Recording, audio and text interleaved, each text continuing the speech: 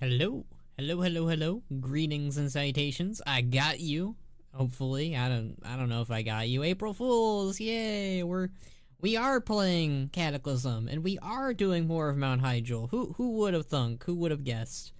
Hello, how are we all doing on this fine April Fool's Day? I'm doing all right. I sang a terrible Rexar song on Twitter and Blue Sky. That's I don't know if I'll put it on YouTube. We'll see. Maybe if it gains more traction, you know, you gotta make the rules for that. But yeah, hello, greetings and salutations. We are going to continue and probably finish Mount Hyjal today. We're probably, we're already level 83. I heard, unfortunately. You heard, unfortunately. I think that I think that the song is not unfortunate. I think it is a hip hip hurrah, hip hip hooray sort of deal. Not a nay. Watch out, while you're leveling, they replace Deathwing with a new character who sends you flying into the air with a mighty sniff called Smeltharian. Smeltharian, that sounds... I don't think I like that. I don't think I like that at all. But, yeah, I hope you guys are having a pretty good April Fool's Day. Hopefully no one's done anything as bad as Wowhead did that one year during Battle for Azeroth. You guys remember the necklaces? The necklace transmogs? I was legitimately excited, and then I forgot that the day was April Fool's Day. And ooh, that burned. That hurt. That was a painful day. But anyways, we're gonna do this lovely quest. Fun fact about this quest, my mom had me do this daily every day almost. Like, she was really bad at it. It was the same with the Argent Tournament Ground dailies. She would always have me sneak over to her computer. Well, not sneak over. It's not like I'm doing anything bad. But she would have me go over to her computer and do these dailies for her because she just was really bad at them. I tried to show her how to do it at one point because I was like, Mom, I do this for you almost every week. You want me to show you how to do it? Like, it's not hard. And she was just like, no, can you just do it for me? And eventually at one point she did end up doing it herself, but I just thought it was amusing. I think the more evil one was 2021 with Redeem Sylvanas. Like, they knew what they would do. Redeem Sylvanas. Like, they knew what that would do to Discord servers worldwide. Was that the Living Sylvanas one that they did? Where it was like they, what did they do? I gotta look that up now. Redeemed. I gotta look this up now. Redeemed Sylvanas 2021 images. Oh yeah, they just took her Reforge gear and slapped it on her model somehow. You know, the scary part is they weren't that far off, at least in terms of the armor. Oh god. Could you imagine if they made Sylvanas, Living Sylvanas instead? Oh, that would have been rough. I don't need any more of those. All right, I'm gonna go with brown. Yeah, I know how to do this. This is like, I don't understand. I really don't. This is Flappy Bird before Flappy Bird was a thing. Yeah, they put her in her Warcraft 3 Reforged armor, and somehow people thought it was real. People are dumb. I don't think I fell for that one, but I think I do remember when I saw the image and I was like, what the heck is that? What the heck is that?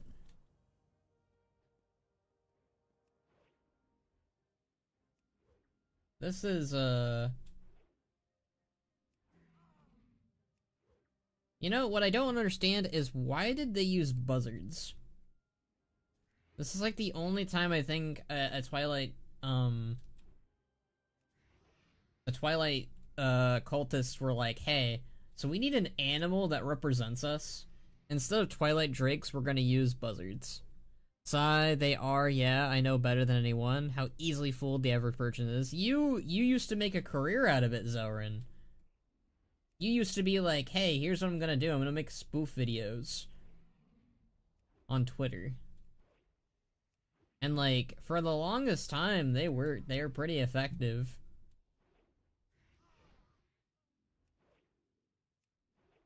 I think your most heinous deed to this day is giving Thrall Alliance armor and Garrosh Alliance armor, and then giving Gul'dan Kalia's armor for some reason. That was pretty evil. It's just literally spamming one button. I mean, it really goes to show you how far we've come when it comes to flying. Could you imagine if dragon riding was just this? Oi. Ooh. Xal'atath is coming to Cataclysm Classic. Of course she is. Still ashamed at how much of a stupid nerd I acted when I first saw the sheep mount. Oh. See, the Rylak mount was really cool that she did. Yeah, it's sad because I could do so much better now. True. I mean, we all can do better. That's the thing. Like, you gotta improve on your stuff, on the videos you make. The sheep was effective, but I could do so much cooler stuff now. It is funny because we were taught. The main reason why I'm gonna. Holy God! I just realized this guy's drip is horrendous. Look at this. Why is his chest piece that? Like, everything else is kind of okay, but his chest piece and his helm is like. Dude. And why does he get to have his hair clipped through his helm? I want my hair to clip through my helm. That's rude, Blizzard. Anyways, before I was rudely interrupted by really bad drip and clipping hair pieces, Platinum WoW recently did a video talking about WoW Machinima, and he actually gave a shout out to both Box and I, which was pretty cool. I mean, for an April Fool's Day, again, that's a nice little thing, a nice little shout out. And he even used my updated image of Khono Chronos, so you know that was nice. I mean, there's probably a lot of people who don't recognize the branding anymore. Let's be fair. Like, you take one look at me, and are you gonna think of Bannerac? No, you're gonna think this is some weird anime guy who looks like Ben 10, because that's the joke that everyone uses on me, which you know, I'm used to. I don't like the joke, but you know, I'm used to it. Surely not. Who would do mean things on April 1st? Nobody here, I'm certain. True. I'm curious what you're going to do, Zelrin. I'm genuinely curious what bad thing you may or may not do, or nothing at all. You know, that might be the thing, doing nothing. That's a pretty mean trick, realistically speaking. But you know, I have plans. Speaking on like improving, though, I do have plans to do a really good Machinima. I really just want to like show off the new Bannerac model through him taking down the Scarlet Crusade, and just it's gonna be like pretty much a never-ending fight scene. That's like the majority of the Machinima. Like at the beginning, there really isn't a fight scene, but yeah, I just really want to do a you know, Bannerac just fighting something Machinima. There's some other stuff I want to do involving the Bannerac character in Machinima, but Machinima just takes, it doesn't take years, but it takes months. I guess some Machinimas do take years, like Journey, but we're not gonna talk about Journey, okay? That's an unfortunate situation that I'll never be able to recover from. Look, I said it on my own Discord. I learned a very valuable lesson when it comes to making a Machinima series. Maybe don't, you know, maybe don't, I lost my train of thought. Maybe don't base an entire series off of an expansion that you may or may not like, because that might happen for War Within, which is why I'm kind of planning ahead if I... Oh, actually, there's parts of War Within I actually like. I like the Undermine stuff, and I like Hollowfall. Yeah, I'll be honest with you, I think it's just the Shadowlands thing. I don't know if there's any other WoW expansion that would ever get me to be like, man, I don't think I want to cover a Machinima with this anymore. Also, hi, Monkey. Just finishing mowing and weed whacking, so yay. Yay indeed. We're just doing a very, we're just doing Cataclysm Classic, you know? And we're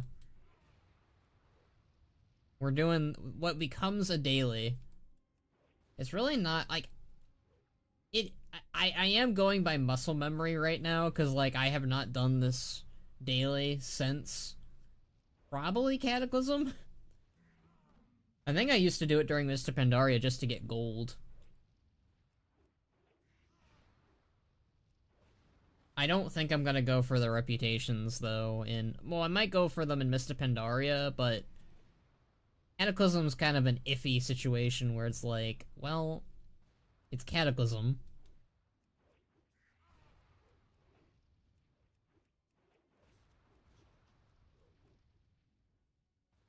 So you're saying is Journey Episode 2 only got made because the other, over half of it is in Wrath instead. You're not wrong. I actually rewrote Journey Episodes, 2 and 3. There's only episodes 2 and 3, realistically speaking. But I retroactively rewrote episode 2, which was supposed to actually take place originally in Maldraxxus. Episode 1 kind of ended with, you know, Papa Pig and Grub Tusk finding Box and Skull in Maldraxxus, and I was like, okay, the next episode for sure will be Maldraxxus whenever I get that done. And then Dragonflight came out, of course, and while leveling in Dragonflight, my friends kind of pulled me aside and were like, hey, do you still want to do Journey? And I basically told them, no, I don't think I want to do Journey. At least how it was, because it was like, I think I needed to do a total of 7 episodes, so 6 more episodes after that one. And I do want to cover this in the commentary, like, more, like, in-depthly, but, like, yeah. Journey Episode 2 basically became the, I won't even say half of it was Wrath, most of it was Wrath. Like, I'd say, like, 80% of it was Wrath and 20% of it was in Shadowlands. Maybe 30%. But yeah, that is, Episode 3 isn't that far off either, so it is very, yeah. I'm happier with the new rewritten version because, you know, Shadowlands broke me when it comes to WoW stuff. I almost quit covering WoW stuff in general. It got really bad for me. Yeah. If do other Journey Machinima could try not to base it off the expansion, give you a little freedom. If the new expansion could use new zones, that way give little freedom. So, Monkey, it's already written. Like, episode 3 is already written. It's already done.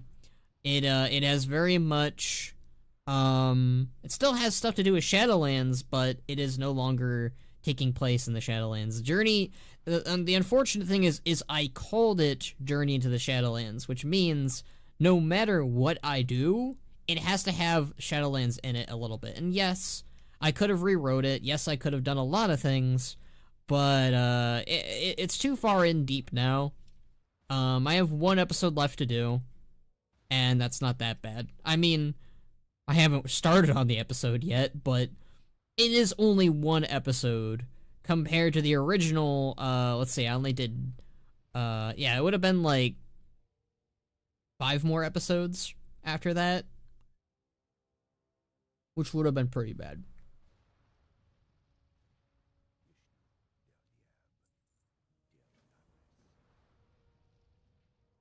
Destroy the Fireland eggs! Let's go. I keep forgetting that this is technically in the Firelands.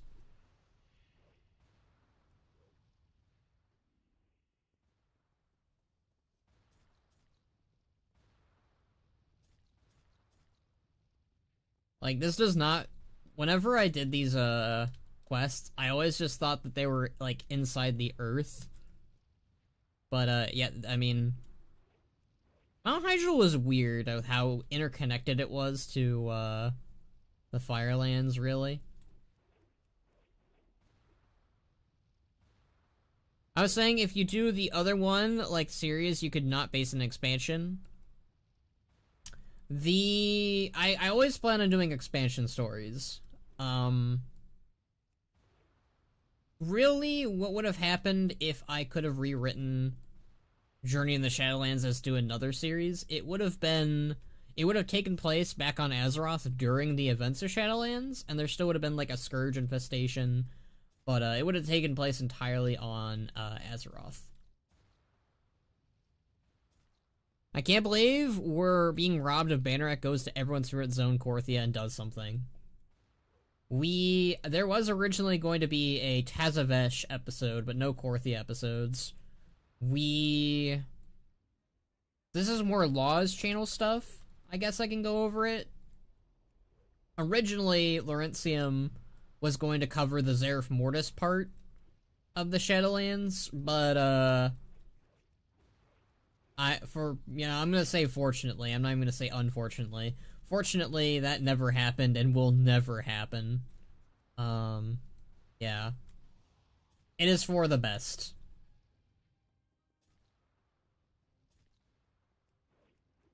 I'm hoping I can get to work on my next machinima soon. It's been way too long. My next machinima is called the Weekly Reset. The Weekly Reset? So you're working for Taliesin and Evertel? Cool. Neat. I'm proud of you, Zelrin. You're finally going up in the world.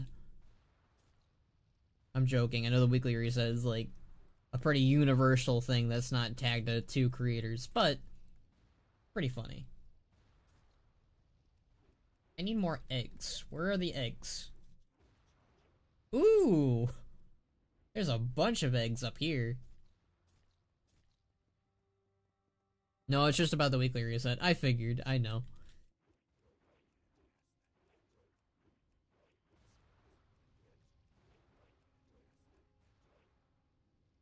Alright, give me my pet. Okay, where to go with the gold?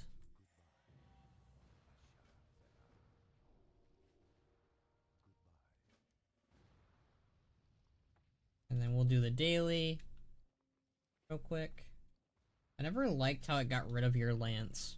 Like, I get it, but want to get back to working on my own stuff too. Sucks to have inspiration but no time. Yeah, it is definitely one of those situations, isn't it? Like you really don't have like that's the biggest thing about machinimas too, is just like it's all time. It's not really like, I wouldn't call it like a skill issue. Like in some regards it is, but for the most part machinima really is just time. Very time consuming. I can't just in good faith work on a machinima as hard as I can if I'm not able to sustain myself financially too, so machinima is being pushed back until that point, yeah. I know that I want to, basically what I want to do is I want to get money so that I can, 1, buy a new PC, then 2, I want to make more money so I can, you know, support with, like, bills and shit, obviously, but, I really just want, money for, you know, commissioning WoW models from Zelrin so she gets paid, gets money on the side, because she does really good models. Like, the Banneret model and the Boxus model are really good. They're very, high fidelity, very nice, very good. But I also just want, like, money for, like, other shit, too. Like, I want Art of Khono. I want to get another model of Khono where it's a full body. Like, that's just stuff for the future. I really want that someday. Hooray! Alright. Probably one of the...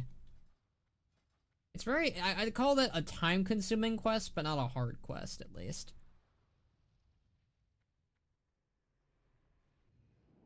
Do like machinima, maybe I should try messing with it at some point. I like to try things with my Coltiran character or my Volpera.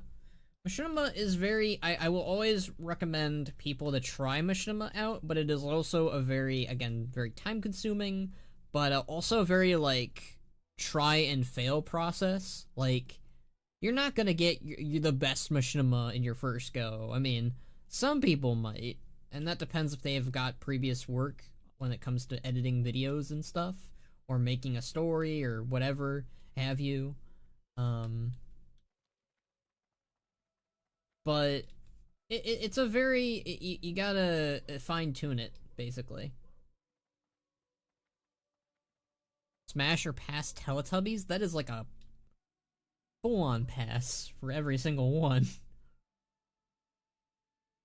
Okay, this is like, none of this is an upgrade. That's unfortunate. Alright. Actually have no idea how much Hyjal quests. Still got a good, looks like 30 of them? 30 or more to do. That's pretty... Yeah, I think we will actually start... We might actually be able to skip right to... We might even not even have to do Deep Home. We might actually be able to just do... Twilight Highlands. That's kind of funny. Because we start that at level 84, I believe, right? If I'm not mistaken. Yeah, at level 84 to level 85, yeah. Hello, friend. Fiery Tormentor slain.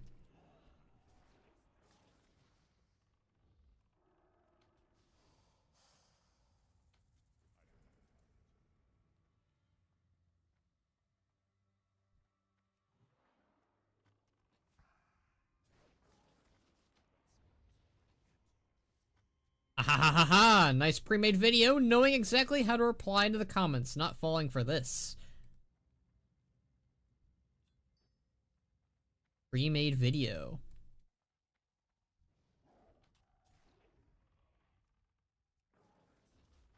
Pre-made video, knowing exactly how to reply to comments, not falling for this.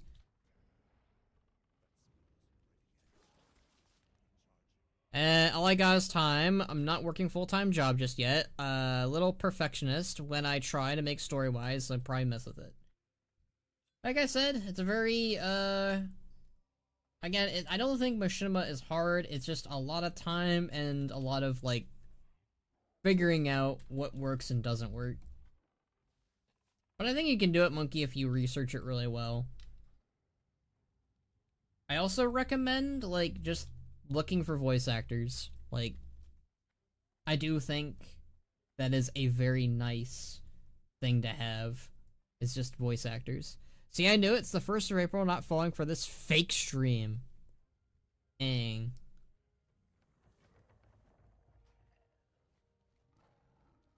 Oh, so this is the Asiana's Miracle thing. Okay. So I do got a question about machinima stuff before. Where do I do it? And how easy or hard does it change like model? Like, I want a Coltirian left eye being cyborg eye with an left arm being robotic skeleton arm. Okay, well, that is modeling more like in like Blender and stuff. That is a little bit even beyond my own skill, because I go to Zelrin for that stuff. I just meddle in Blender with the animations that I have on the go. The model itself is like pre-established for me, and I get to go roll with that. So what you're gonna want to do, Monkey, is either figure out how to do modeling in Blender or whatever program you prefer, or maybe consider getting somebody else to do that for you, either if you have friends or if you can commission someone with money. That is basically it. I can't really give you much insight on how to fix that.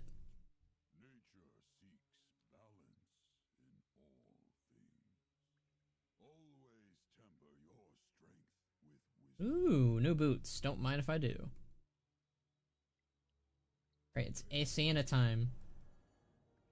Hi, Asiana.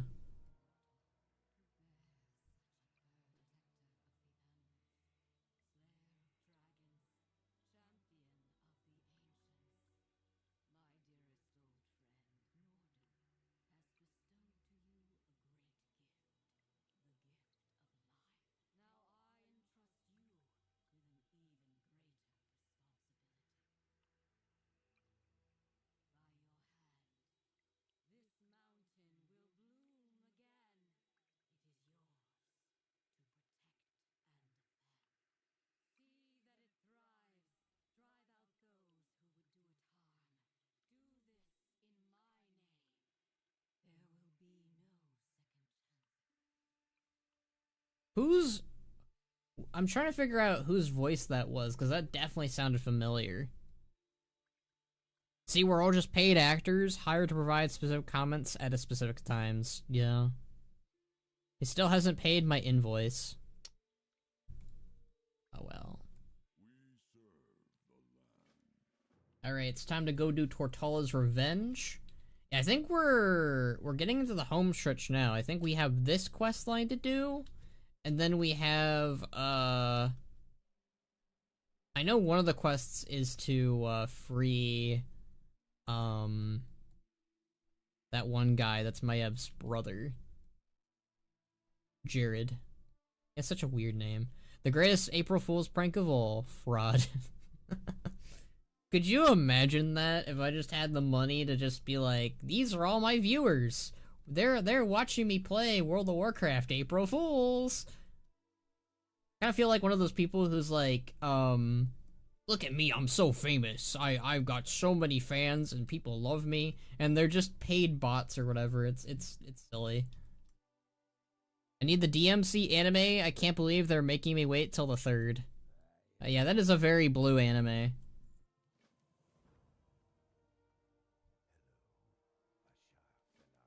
Okay, this is the section. This is the area that when we first arrived, they were like, our forward outpost has been obliterated.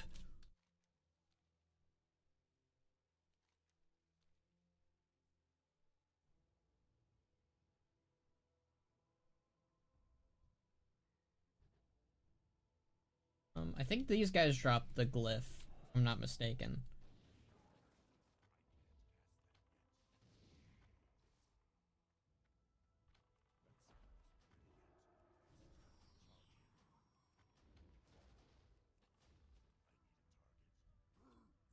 Yep, I knew it.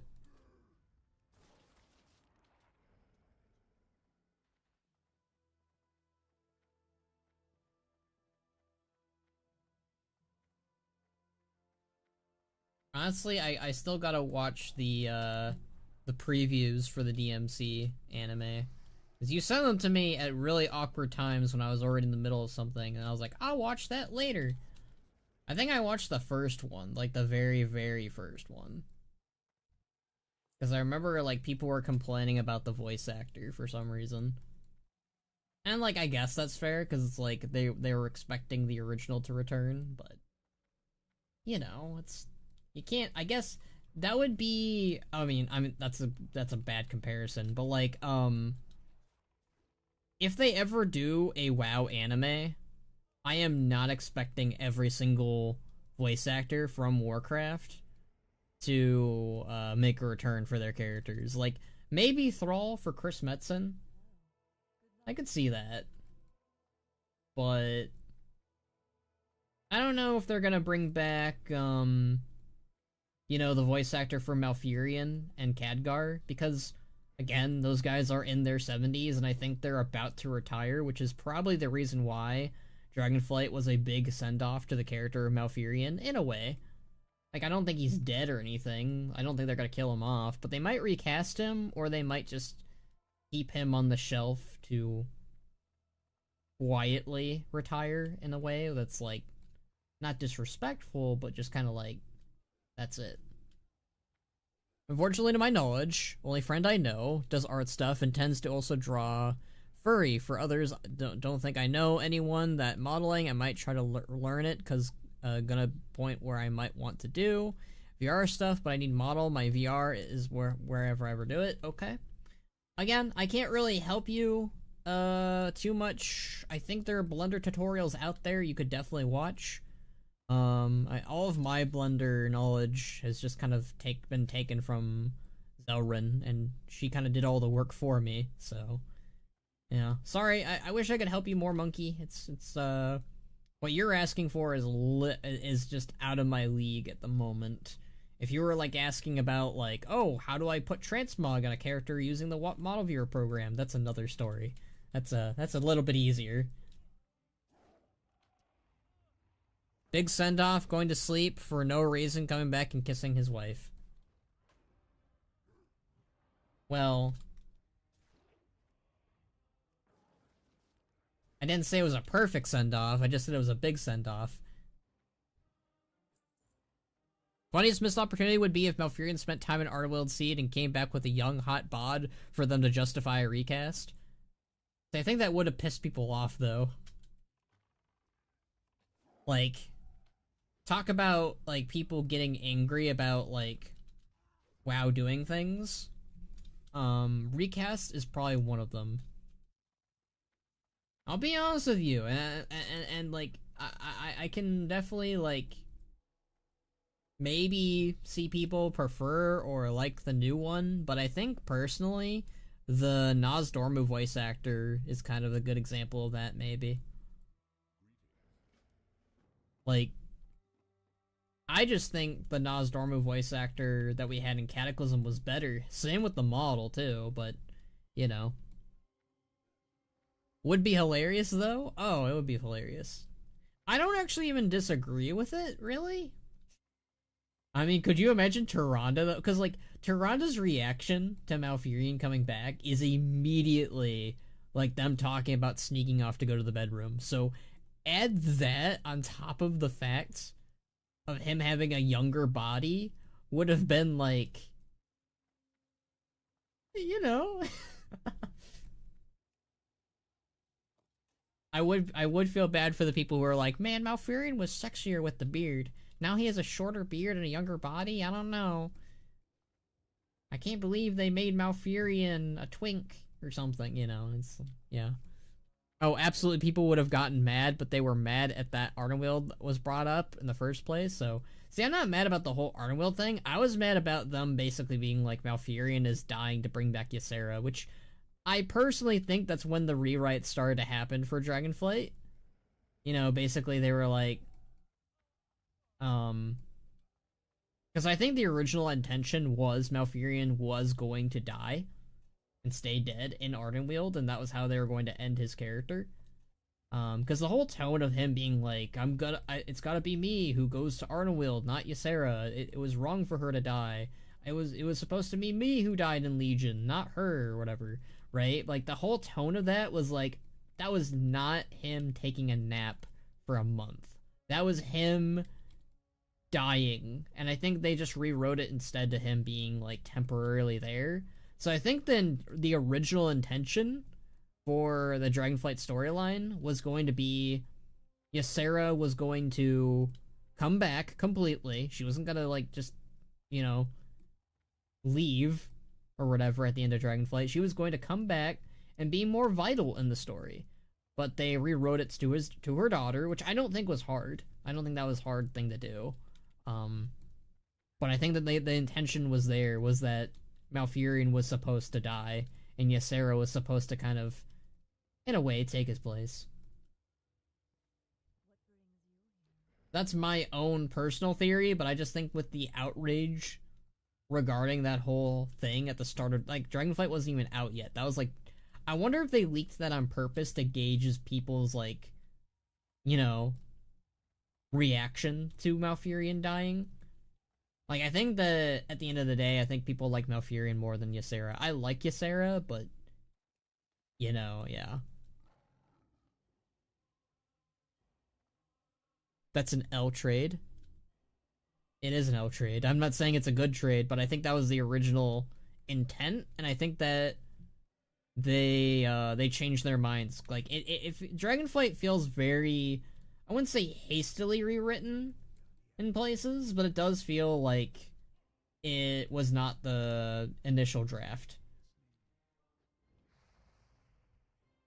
I don't know how, like, accurate that is, but that's just my belief, especially because you had to remember, Ysera was on the loading screen, and so was Rathian, and I believe there was also rewrites in regards to Rathian being the dragon aspect. Now, I don't think it was, you know, the start of Dragonflight, people voted for Sibelian and Rathian was losing or anything like that. I don't think that was ever the plan. But I do think that was rewritten, for an example. Like, I do think, like, at some point, I think the initial wave of Dragonflight was mostly the same, but there were, like, bits and parts that were definitely changed, I think, for sure.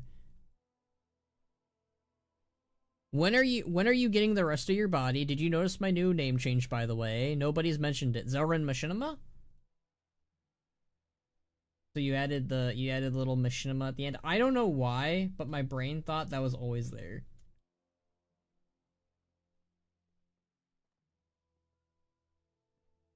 Fully model, I'll believe it when you post.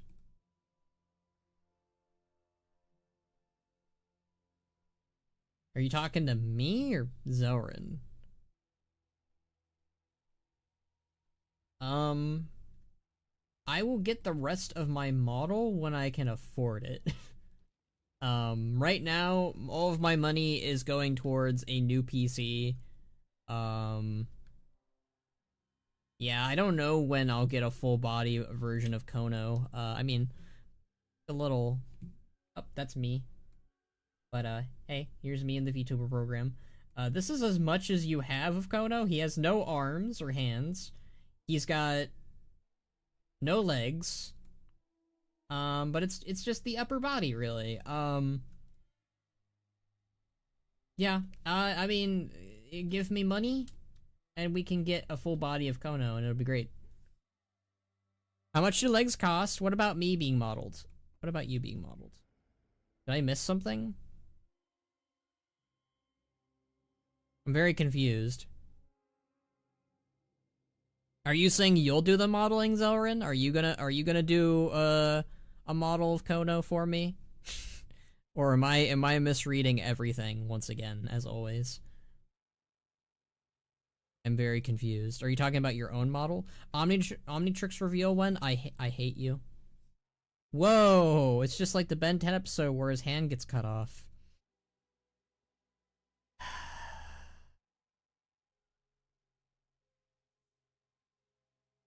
No, Thomp said me. Zelrin. Okay. Well, that's you two gotta hatch that out, I guess. I don't know. I don't know anything. That's a better... That gives me more gold anyways.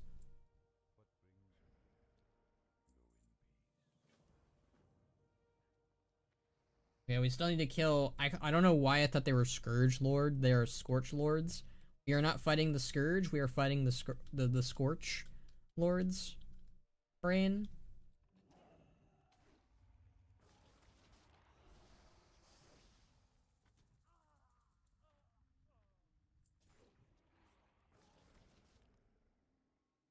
And I said, what? I don't know what you said. What did you say?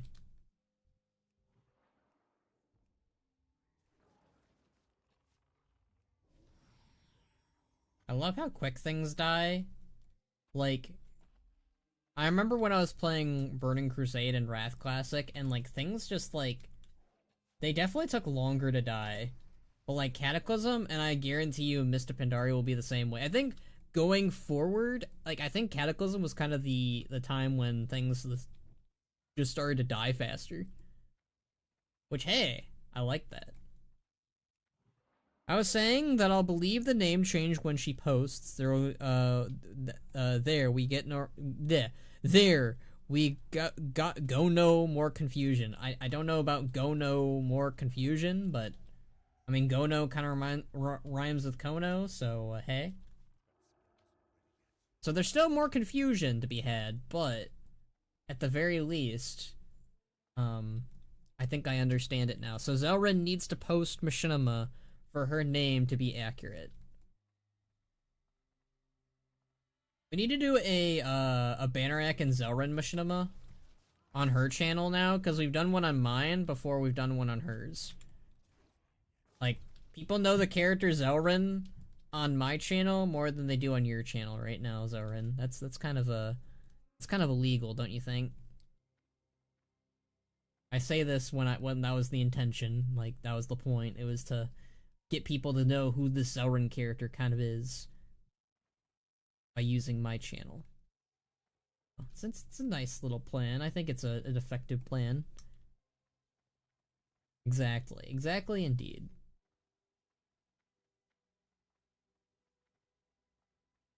Who's Zelrin?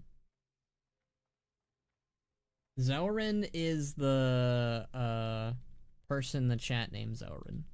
I don't want to start my series until I got the funds for it. Can't you do like a short machinima?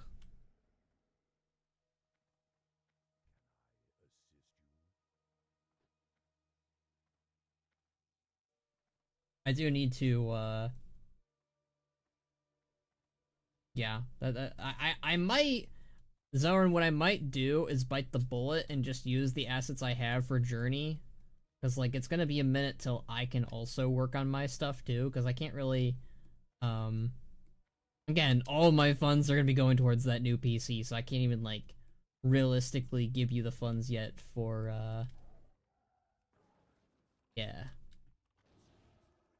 For the new Bannerec model, that one I might, you know, put the money on the table for, because I do want the new Bannerec model with the new eye patch and the mop edition and blah blah blah. But I might just bite the bullet when it comes to Zelf.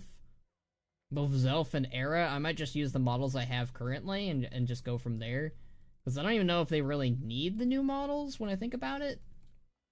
I mean, you could use the money though, that's the main thing.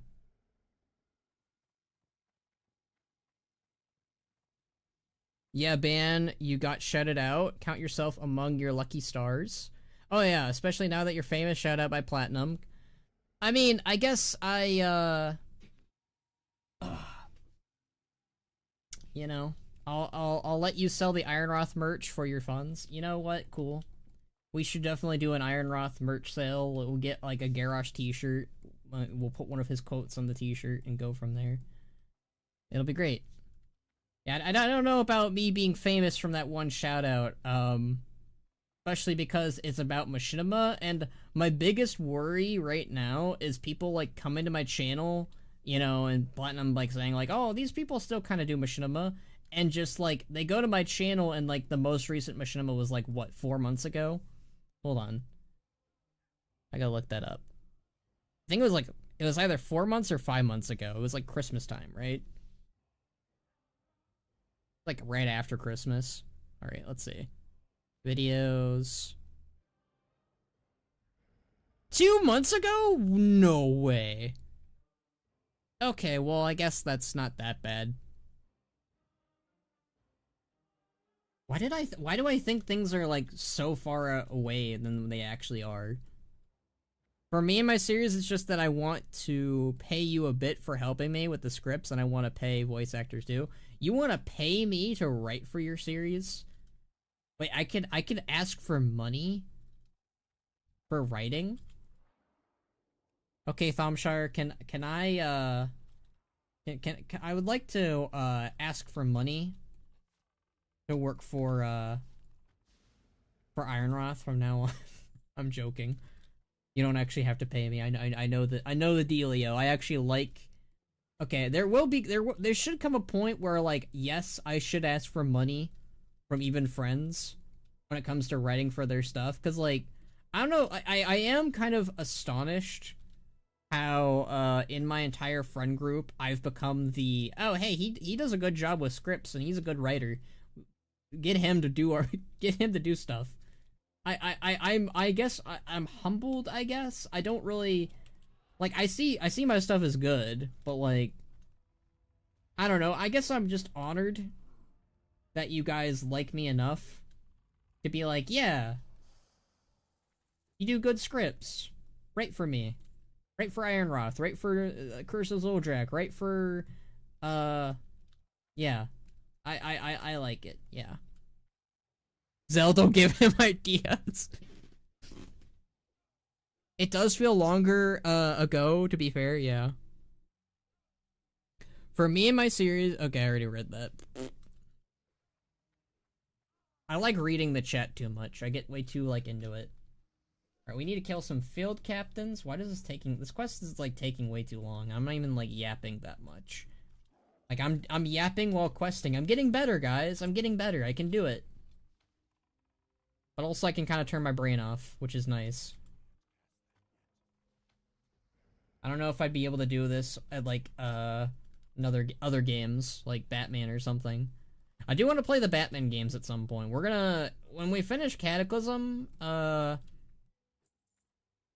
I might actually, like, by the way, when I mean finish Cataclysm, I do straight up just mean hitting level 85. I might do the quests, like the remaining quests off stream, maybe. Depends on the mood of the you know, watchers, you guys, really. But I personally think that I mean, I guess it depends. Like if it's like midway through the week, then I might as well just wrap things up.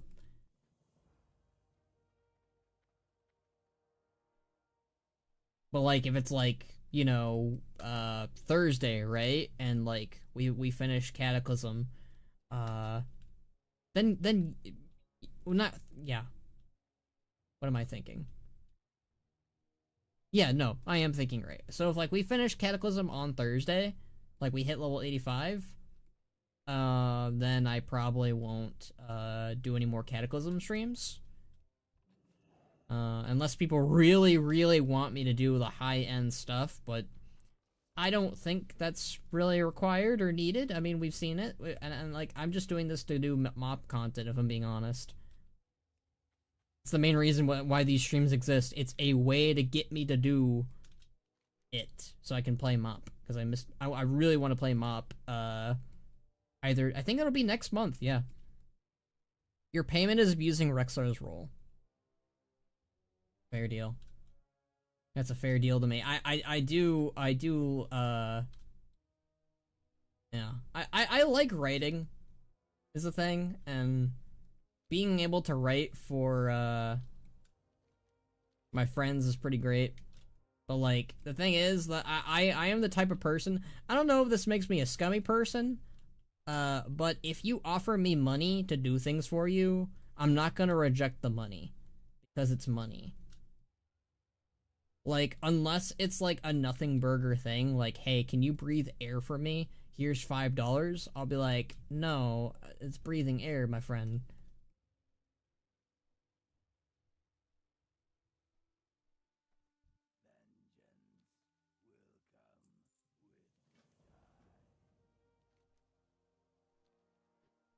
Alright, we're almost gonna kill his nemesis. Actually forgot its name already. Is its name Nemesis? There's no way its name is Nemesis. I remember it was something.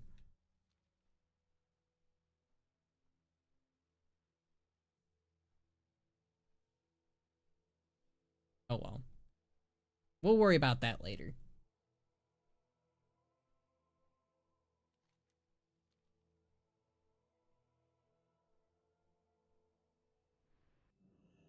Hooray! It's turtle time!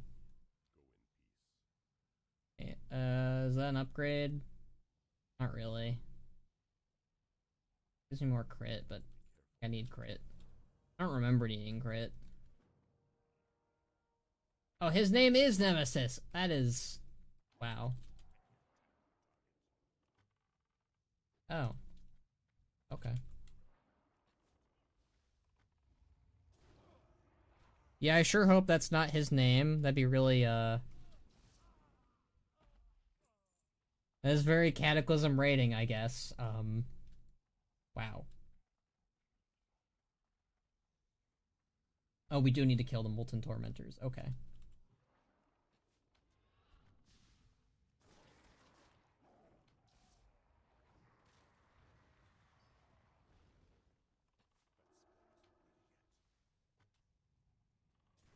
It really goes to show you how long ago I've not touched Cataclysm. I think the last time I did Cataclysm, as like far as my leveling goes, was during Battle for Azeroth, which was almost 10 years ago now, which is mildly upsetting that like Battle for Azeroth is almost getting there in age now too. Like, Battle for Azeroth does not feel that old, to me at least. Like, Mists of Pandaria and Cataclysm, yeah, that's understandable to be old. It was, you know, a decade ago. It was a decade ago.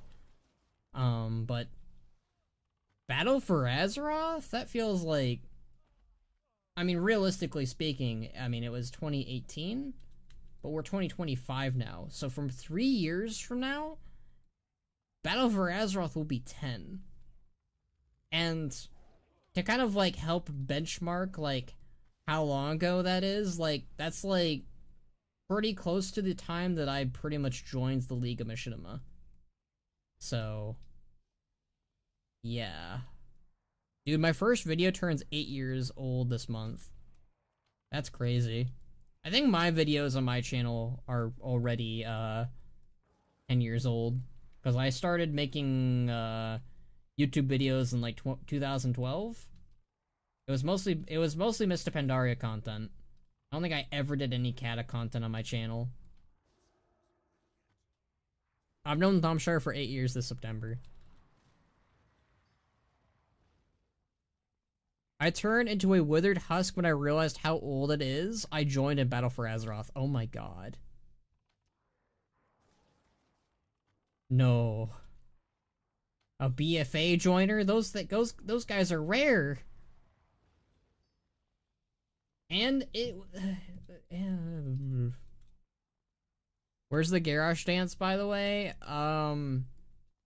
I don't know. I gotta fit it into my schedule of stuff to do. I have a long list of videos I want to do right now, and the garage video just keeps kind of getting like thrown to the side. I know I promised to do it for you, Thumbshire, but you're like the only person asking for it, so it's like it's harder for me to do it, I guess. Wow, one person that's a dedicated fan and longtime friend wants you to do something, and you don't want to do it because other fans of the channel don't even know what it is? Okay, you don't need to say it like that, Thumbshire. Also, you don't sound like that typically, so I don't know why you gotta, you know, you gotta be like that. Trying to think about the percentage of your life you've been playing the game for. It'll be 12 years for me this year, and I'll be 26 in a few days. So that's nearly half of let's see. I'm 27. I started playing WoW when I was like 8, but I realistically started playing it more when I was 11. So I've already been playing it half my life at this point. Yeah, that's a horrifying realization that we're all getting older. I mean, I'm about to turn 27 in June, which is like 2 months from now. I am 3 years away after that from being 30, which is that's a lot to take in. There's a Tormentor over there. Alright, Nemesis Crystal, here we go. I joined when I was 20, I'm 26 now. Well, at least we're all the same age. That's not too bad. Wow, at 8 is crazy. You should have been playing Sonic the Hedgehog. I actually did play Sonic the Hedgehog before that. I played, so my first video game, two first video games I ever played on my computer was Math Blasters and Sonic and Knuckles. I played a lot of Sonic and Knuckles as a kid. And then this little thing called Warcraft 3 and World of Warcraft was brought up by my brother, and he got me to play it, and I thought it was the coolest thing ever. And that still remains, kinda. So yeah. I grew up watching my bro play it, and the first game I got when I got a PC was was WoW. There we go, I read it. I can read. More of my life has gone by since the first time I booted up Minecraft than had passed before it, and the movie drops Friday. Damn. Sonic 3 and Knuckles is goated. Respect. There we go.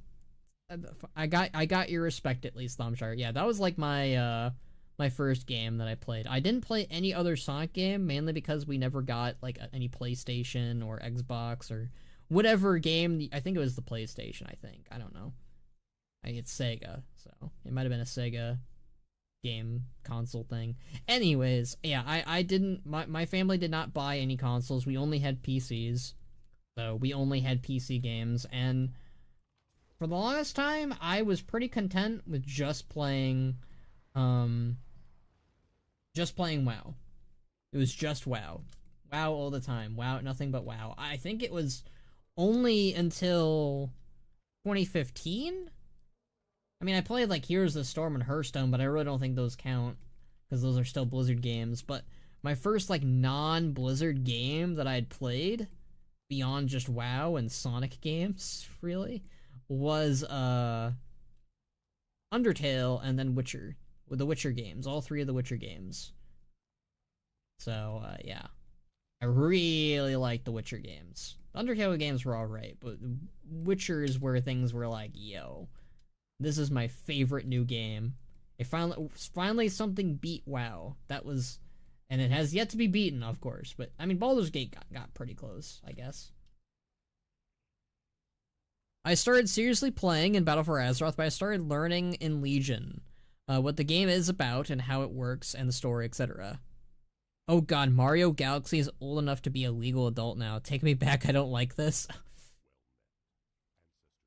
Well, we might have touched an area that we shouldn't have. Grips of the Cavaldier, that's kind of funny. Oh, we're finally getting new gloves. Finally time to take down Nemesis. The Nemesis of Tortala. I was gonna say Torga, but Torga is a completely different turtle.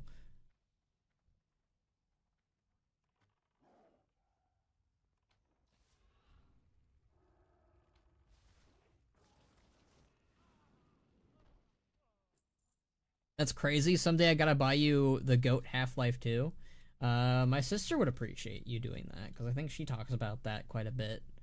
Or at least she did. I've never played Half-Life. I've never played Portal. In fact, I have several games that I purchased like during Christmas that were on sale. For like the total sum of like $30, I think, like in total, because they were so cheap. I bought a bunch of games that I plan on streaming and playing. The only reason why I haven't yet is I don't know how they're gonna do on my computer. Recently, my computer's been okay, but I think that depends on how new the game is. Like, Baldur's Gate 3 was complete ass on my computer, and that's a more recent game. So I think if we go for the more dated games, we'll be okay. Portal, huh? Weird coincidence. Indeed.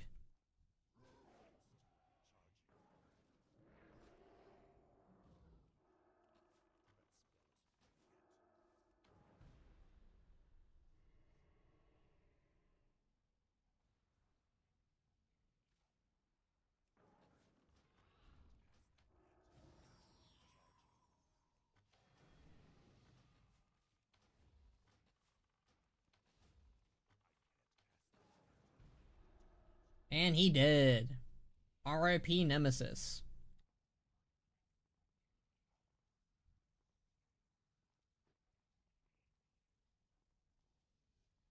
Weird coincidence, I'm playing that right now. Well, who would have thunk? WoW has all of the stuff. Yeah, you always, yeah. WoW has all your stuff and always can and always come back and continue where you left off, literally. Yeah, WoW is kind of just like my go-to game, really, because it's like, I don't know, it always makes me happy and it's always there and there's always stuff to do to some degree. So it's like, there really is never, in my opinion, I mean, I wouldn't say never, but like, before playing Witcher 3 and Witcher 1 and Witcher 2 and Undertale and all that stuff, like, there was never really a desire from my end to play other games. Now, I do have that desire, and I do actually like playing other games and all that stuff.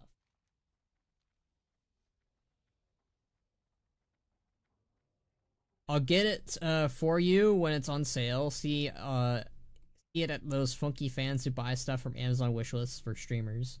Oh, I should make a throne. I totally should make a throne, shouldn't I?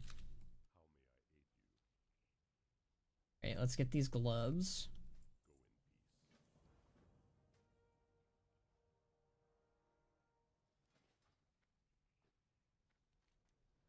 Go let know Tortala the news that his nemesis is dead. We are almost level 84. We are almost done with Hyjal. This is great, because that means we get to start Twilight Highlands. I have no idea if we'll hit level 85.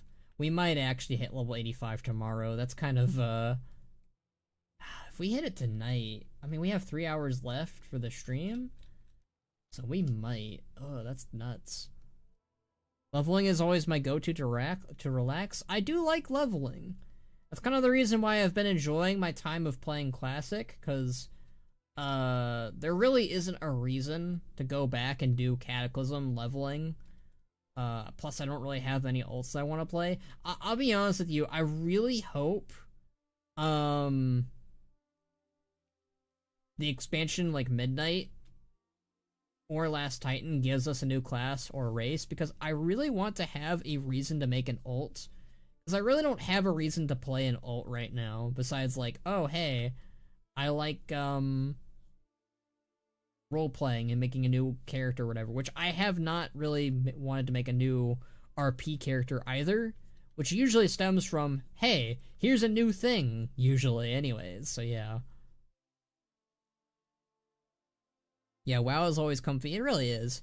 Damn, I don't even have you on Steam, an issue to resolve another day. Hey, by the way, when this spring we will get Ninja Turtle weapons, we will be able to create a perfect Burning Blade clan transmog with those awesome katanas. Oh, hell yeah. Tinker, need that class. Oh, hell yeah, I want a Tinker. Honestly, Tinker would be the perfect class for either, I mean, it honestly would have been the perfect class for War Within, if I'm being honest. But, I think Tinker would be the perfect class for Last Titan. I think for Midnight, it's the perfect time for Ethereals to become an allied race. And Ethereals are a heavily requested one anyways, so.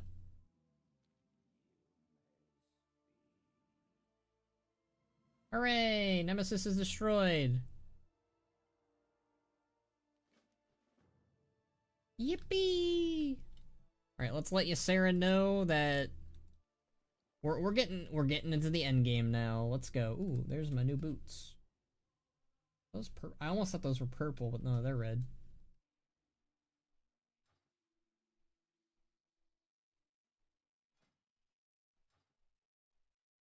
I still think Cataclysm leveling gear is one of the better looking leveling gear.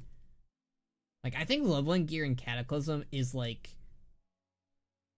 above its time in a way. Like, it's basically Mists of Pandaria graphics, because you know they just got the Mists of Pandaria graphics in Cataclysm, but they weren't really able to better reflect that in some zones, especially the gear. I just think a lot of the gear that we got in like Legion, for example, or Battle for Azeroth, I don't know, there's just something about it that it doesn't feel ahead of its time. It feels like backwards. It feels like it's kind of held back in a way, because like they give you the best stuff, I think, not in leveling gear, but like in raids and dungeons and stuff now, while I don't know, Cataclysm was like, hey, here's some really good stuff.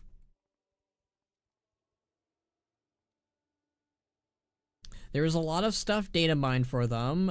Do this with what you will. I know. I already did a video on it. Yeah, I think Ethereals are a very high possibility. Now, the thing is, in that same video, I did talk about how don't get excited about allied races just because a race is prominent, because we've done that so many times with other races before. It's at a point where, unfortunately, I don't think you know, it's going to happen, you know? It's one of those unfortunate things, at least I think. I would love to get in Midnight like a Dark Paladin plate class, which is using shadow magic as a core identity. Not sure what the name could be for it. I mean, Dark Paladin. I hate to say that. Dark Paladin would probably be something like that, or Dark Prelate or something like that. I don't think that's going to happen. I don't think they're going to do dark versions of our classes, because some of those already kind of exist in different vacuums. I've got a bit of a hot take. I don't really like the whole, like, a very like prominent idea in the community is we're gonna pick a side in Midnight. I don't think we're gonna pick a side in Midnight. I don't think that. I don't think we're going to pick the light. I don't think we're going to pick the void. I think what's more likely is it might be like a covenant system maybe, but I personally think it's I think that more likely is we're going to fight them both. And I think what they're already kind of doing it right now, which is the hero class. I think the hero class is the way they want to go with things from now on, which I think is probably a smarter move because personally for me, again, with the character of Banneret, but also me in general, Banneret is a reflection of what I will like in WoW, so I'm not gonna lie about that. I don't like the whole like void light thing. I don't want Banneret to be a light hunter. I don't want him to be a void hunter. So it's like one of those things where it's like, keep that away from me. I don't want that. I want to stay a pack leader. Keep that going. But I get the appeal for other people. I get that other people want that. I don't know if we're going to get a light paladin, not light paladin class, sorry, void paladin class. I don't think they're going to do that, personally. I think an allied race is the safest bet for Midnight, just because we already have the priest for, you know, the reflection of the Midnight expansion. There's not really a class that makes sense for Midnight, mainly because we already have it. Meanwhile, a race would make more sense for Midnight, I think, especially with Koresh, its follow-up, I'm guessing. But I also just on the impression that maybe they're gonna hold back on giving any new playable race or class because we got Earthen in War Within. We're getting a playable, not playable house. We're getting a playable, we're getting housing in Midnight.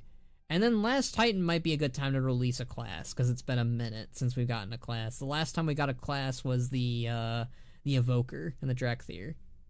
So yeah, Midnight might be our breakaway, sadly. Leveling gear has unfortunately not been good since Battle for Azeroth appearance-wise. The War Withins might be my most hated ever, actually. I don't even remember the War Within leveling gear. Blackguard could work. I could see that. Yeah, Void Demon Hunter would also be awesome. I would be fine with just a 4th spec. See, I don't think we're going to get 4th specs either. I think the hero class is the way they want to go with things. DK, Demon Hunter, and Monk feel like hero classes, but Evoker for some reason doesn't feel like a hero class. I don't know why. I don't know. Monk is definitely not a hero class, but I understand the reason why people would see it as that. I think the Heronir is the most likely. I don't think the Heronir... This could just be me because I'm not the biggest fan of the Heronir. Like, I think the Heronir are okay. But, like, if you asked someone, or anyone really, of what allied race they would prefer, if you asked them, would you prefer a Heronir or an Ethereal, most people are going to say Ethereal. And Ethereal right now have way more relevance than the Heronir do. Yeah, I think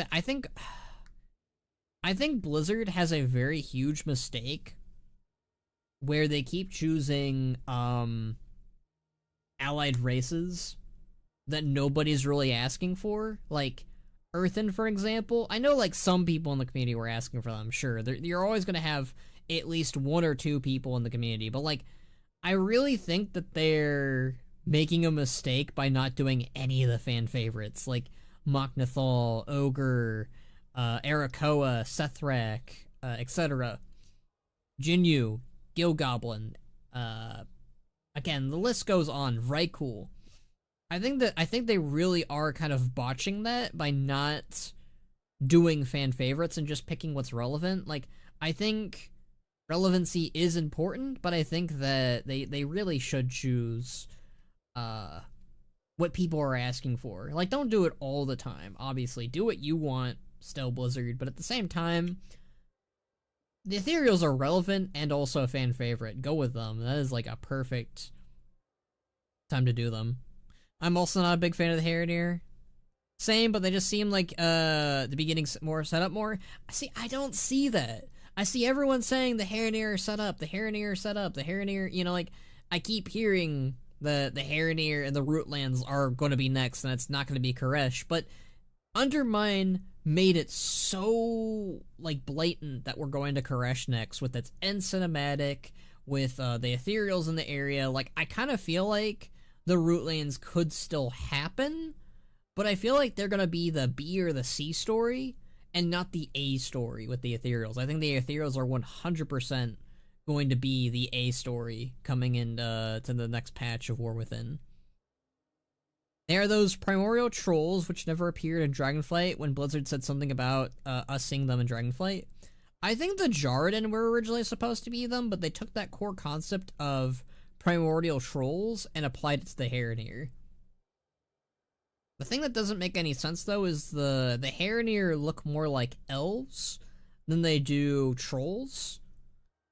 I mean, I could be wrong, but I feel like the evolutionary chain is more Zandalari, and then you got the normal trolls that we all know and love. After them, then you would have the Harenir, and then after the Harenir, you would of course have the High Elves, and then the Night Elves, and then the Blood Elves, and blah blah blah. Naga are a big want for me, or true Nerubians. The problem with Naga and Nerubians is the armor type. Like, at least with Ethereals, they have a very humanesque body type. But with the Naga and the Nerubians, you really... Because, like, that's one of the things that they gotta, like, work around, is they gotta, like, okay, how does a Naga sit on a mount? How does a Nerubian sit on a mount? Nerubians are probably worse off than Naga. I could see them working with the Naga. They're meant to be the missing link between trolls and elves. Yeah, that's how I see them. I don't see them as the primordial trolls. I think the Jarden were originally supposed to be that, but I think they scrapped that storyline. Probably for the best. I don't think the Jarden were really well liked in the community. They were kind of just blatantly monster hunters or dragon killers. Really in, like, the worst way, too. I don't know. The Jarden were probably the most... they were just kind of an okay race, you know? Like, they were an enemy go-to race. There was no, like, depth to them. They weren't like the Mantid. They were like, what's a good example? They kind of felt like the Mist dudes with the one eyes in Mists of Pandaria. When are you playing Monster Hunter? Is it subscription based or is it free to play?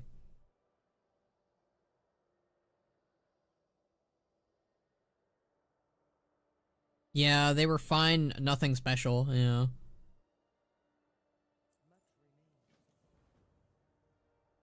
I was expecting a big speech from Ysera there, I don't know why. I guess we only get, like, one or two of those in Cataclysm. Cataclysm, like, I did say, like, Cataclysm did a remarkable thing of, like, adding in,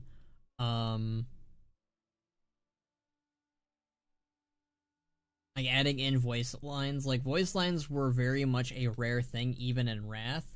Burning Crusade, there was, like, none. Outside of dungeons and raids, obviously. But, yeah, that gas over there. It almost looks like the Sargeras, like, gas in Silithus. That's interesting. I'm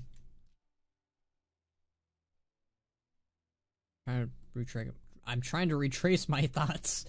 It is a game that you buy. Okay. So it's a game that you buy once, I'm guessing.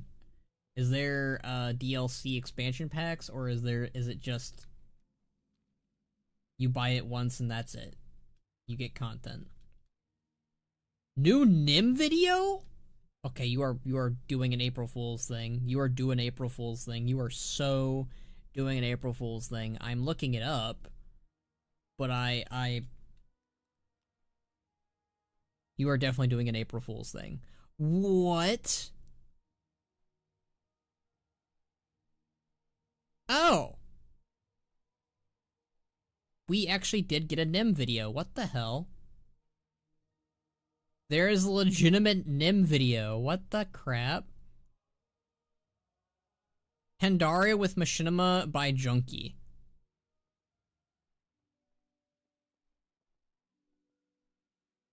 Huh. Well, it's technically not new content, but it's new content in term. Apparently somebody else made it for them? Okay. Just a music video for his old song, but still, okay. I'm actually surprised that that was not an April Fool's thing, Zorin. Wait, you Elementalist. Okay, guys, we got our first, before Tide Sages, you had an Elementalist.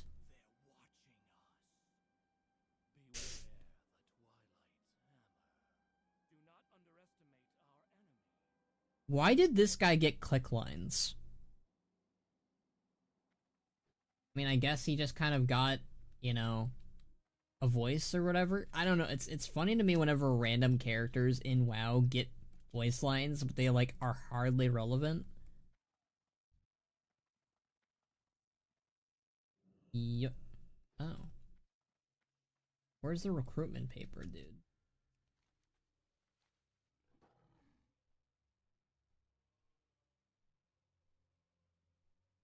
Oh, I think we have to ask. Okay, I think I know. I think I get it. You want something? All right. I remember this quest now. Hey, buddy. Yoink. I watch these WoW content creators who do, for example, Mythic Plus content, and they often show some footage of certain class, like a Mythic Plus tier list, and they are in Zuldazar. Seems like it's a fan favorite place. Zuldazar is a fan favorite place. That seems like an April Fool's Day gimmick, if I'm being honest, considering how reviled Zuldazar was when Battle for Azeroth came out. See, I'm a Zuldazar enjoyer. I like Zandalar and Zuldazar as a city. Like, the Zara lore, really good.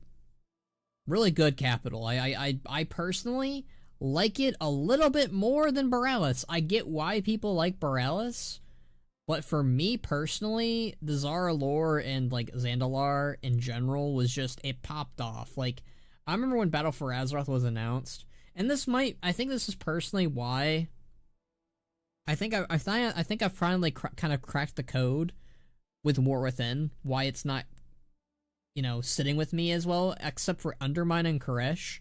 I think Undermine and Koresh are great, but I think the Isle of Dorn, it's just a blatantly new air. I'm sorry, I just realized that there's no way to show Isle of Dorn. It's like right up here though. Isle of Dorn is right up here, I guess. But like, it is a blatant new zone with no lore attached to it whatsoever. Like, yeah, it was introduced in Dragonflight, sure, but like, that's Dragonflight introducing it, and like, the Dragon Isles were at least introduced in Classic, and then reintroduced in Battle for Azeroth, and we had an expansion to sit on that for a while, but like, I thought the Dragon Isles was next after Battle for Azeroth. Like, I thought that was blatantly them sharing, like, okay, we're doing all this dragon stuff in 8.2, and then 8.3 are doing a little bit more with other dragon stuff, and then Shadowlands. I was like, what? Shadowlands? I mean, I guess I can kind of see that as a thing with the Vol'jin stuff and, you know, the Bwonsamdi and the Drustvar stuff, I guess.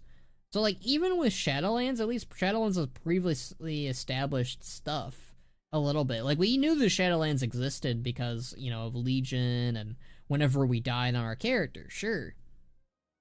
But War Within, like, the Isle of Dorn is just, like, it's not a place we knew about until Dragonflight.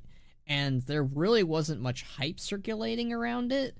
And, like, I like Hollowfall, I like Aj-Kahet, I like areas there. But, yeah, I think that was just kind of blatantly, like, my excitement for BFA stemmed from, oh, we're finally going to Kultiris, we're finally going to Zandalar. These are places I've wanted to go to for ages. Yeah, but people just like to use it for content. It looks really good, and they use those target dummies in their videos for just some DPS footage and Mythic Plus tier lists, you know? But yeah, Borealis is probably more liked, but Zuldazar is awesome. I also like it more. Can you really rag on the Isle of Dorn for that when Pandaria was built entirely off of the one line from the founding of Durotar and nothing else? Yeah, it is interesting because I do bring up Pandaria a lot when I have to compare it to War Within, because like, and it is funny because like the Isle of Dorn is like right next door to Pandaria too, so it's like the new boys in the block are all down there. It's funny. Actually, did I get that wrong? I know I was saying I think Isle of Dorn is actually right here. Right? This is like this Zandalar is like right here. I don't know. I wish I had the current map.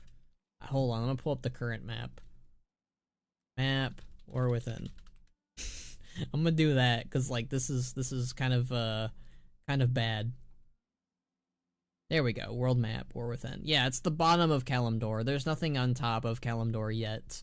Guarantee that's gonna be like Avalorn or something though. We're definitely gonna. There's too much space there to not put an island there.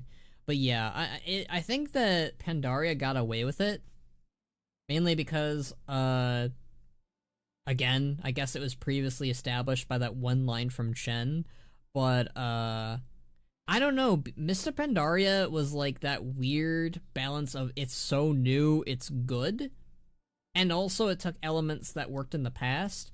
I feel like War Within is shy about telling stories that took place in the past. Like, again, what I really liked about Mists of Pandaria was it took the forces from around the world and, like, drew it into itself. Like, the Alliance and Horde, they're going to this new continent. They're gonna go to war there. I feel like we needed something like that for War Within, but throughout. Because we did get the Alliance and Horde coming to the Isle of Dorn, but they do nothing with it. And I feel like that's such a missed opportunity. Like, I don't know, they've done nothing with it, and I don't think they're going to do anything with it. Like, we're getting to a point where I think that the forces from the Alliance and Horde are just going to sail back to Quel'Thalas at this point. Because that's going to be where, you know, the stuff is going to be. And I think that might be where the story will kind of peak for me again, maybe. We'll see. Apparently Shadowlands and Dragonflight could have been done in either order, like WoD and Legion, but they chose Shadowlands for easy win with nostalgia. What? Shadowlands is such a weird thing to say about nostalgia, because they also said in the same, like, interviews regarding Shadowlands, like, talking about deceased characters, they were kind of like, no, we don't really want to do anything with these characters. We kind of want to, like, do our own thing. We want to do less with the old characters. So it is weird to hear them, the statement of, oh, we did Shadowlands for nostalgia, when Shadowlands had very little to do with nostalgia. It seemed like they were, like, again, shy about doing, those old characters. Like, they wanted to be like, no, here's the new character that on the block. Let's focus on Lady Moonberry and Crexus and kill him off in an off-screen quest. Because the lead artist showed proof of the Drekthir dating all the way back to Battle for Azeroth? Oh, really? Huh. See, that checks out. I do think that Dragonflight was probably made during Battle for Azeroth. That actually makes a lot of sense. I wonder if the original idea for Battle for Azeroth then was to make Rathian the black aspect. I think that is true. We talked a lot about what the original dragon aspects were going to be. I don't think Abyssian was originally going to be the black dragon aspect, but because he was such a fan favorite with no issues, they went with him instead of Rathian, which is a huge bummer. I actually like Rathian way more than any of the other dragon aspects. Rathian is such a more... He's such a far more compelling and realistic character than some of the others. I'm glad Isle of Dorn is nearby Kalimdor, because if you look at the map, a lot of the new islands and zones are next to the Eastern Kingdoms. True. True, I do appreciate that about the Isle of Dorn, at least. They show up, punch some Nerubians, and then leave. Yeah. They don't even really punch the Nerubians for very long, too. Yeah. I don't want to talk about War Within right now. It makes me upset. Alright. I am revered with the Guardians of Hyjal. Let's go.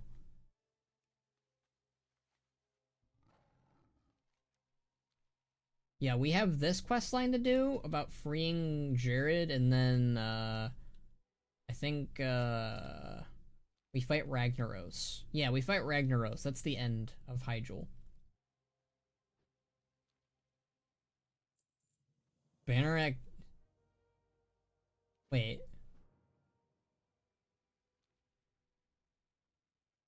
What is the name I have now? Is it Bannerak Dumbass? I clicked it too fast.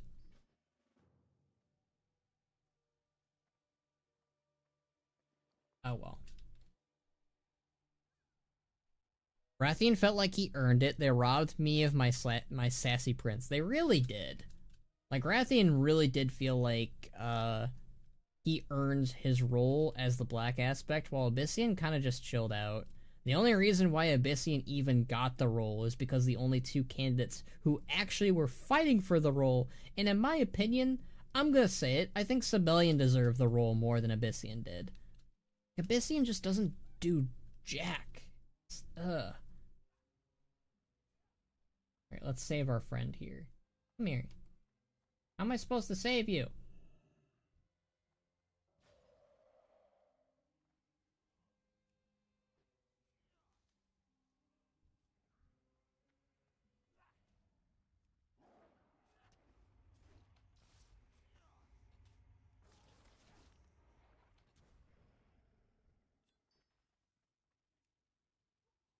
Same, preach.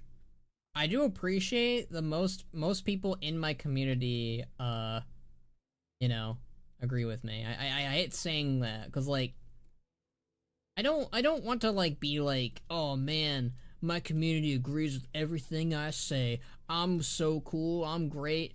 That means my opinion's the best all the time. Like, you know, like it is like one of those things where it's like, you don't want that all the time, but I mean, I like it when my community is like, yeah, Rathian was cool. It's stuff like that. Because there's a weird like subsection in the Warcraft community who really hate Rathian. And for me personally, I don't get it, but like some people really did take that whole like Rathian is in charge, is the reason why the Legion happened, is the reason why WoD happened. Like, I think a lot of people really did take that way too much to heart, because, like, if I'm gonna be honest, like, yeah, it's kind of true, but also not.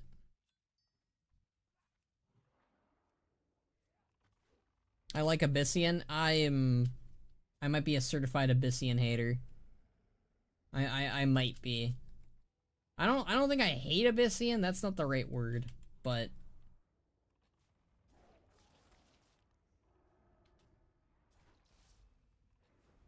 I think that I don't like that he became Aspect is the more realistic term.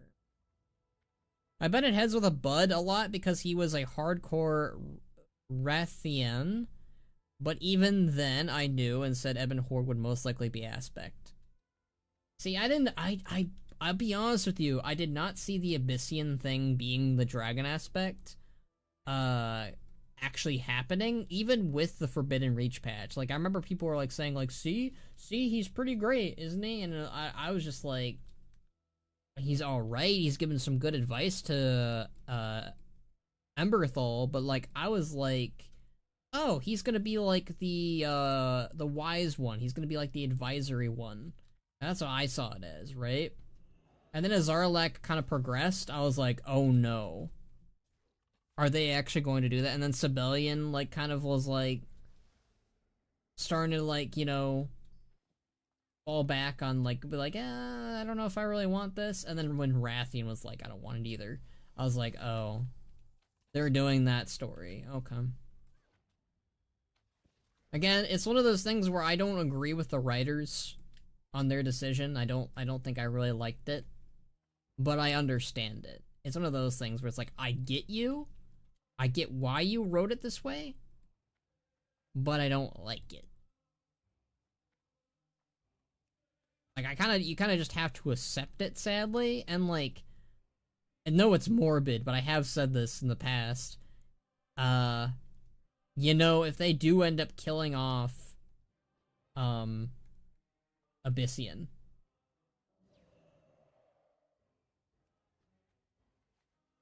and like Rathian becomes the new dragon aspect, I'll be okay with it. Now, do I think they're going to do that? Nah, I don't think they're going to. I think Abyssian is a fan favorite for a reason, and while I don't think he's my favorite black aspect or black dragon or whatever, that goes more towards good old Sibelian and Rathian.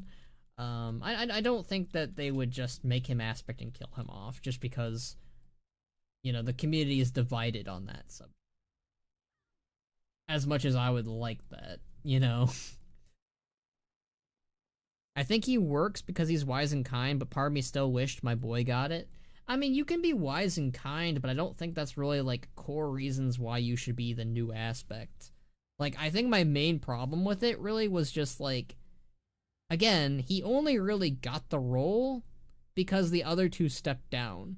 It wasn't like he fought for the role. It wasn't like he had the qualifications for the role. He kind of is just like, yeah, I'm a nice guy that people like me. Like, that just because you're a nice person and you have some smart things and wise things to say, I don't necessarily think that means that you should be the Earth Warder or the Dragon aspect, especially when, again, I think that one of the story's biggest fumbles was Abyssian outright admitting, yeah, I don't do much, I need to change that.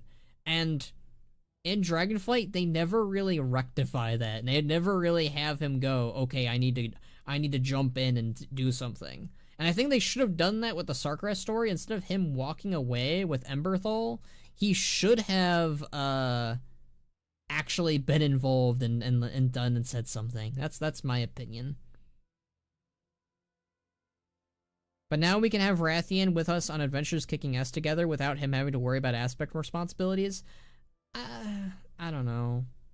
I think you could have still had him do that while being aspect, because like the whole point of the Earth Warder is being active and defending the world and protecting it and blah blah blah. Like, that's part of the job with the Earth Warder, and you easily could have, like, I think that would have made the most sense of leaving the other duties of the Earth Warder to Abyssian and to Sibelian. Sibelian is the general side of Neltharion. Abyssian is the wise side of Neltharion, and Rathian is the Earthwarder side, you know, the protector, the guy who goes and does things. That's kind of how I saw the three of them, and it's kind of what they're doing with them in the story, kinda. But instead, it kind of just, I mean, I do like that that's kind of how they treated it a little bit. That's kind of, I just feel like they should have emphasized that more a bit. He's the embodiment of just a chill guy meme in Dragonflight. I hate that.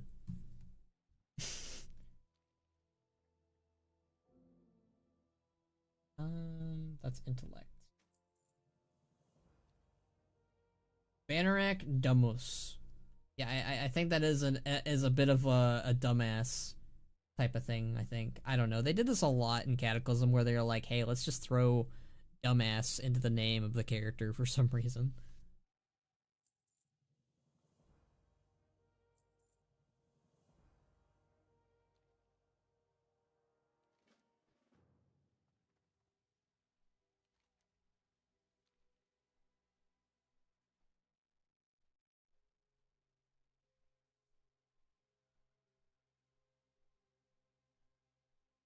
I do like how they're nice to me.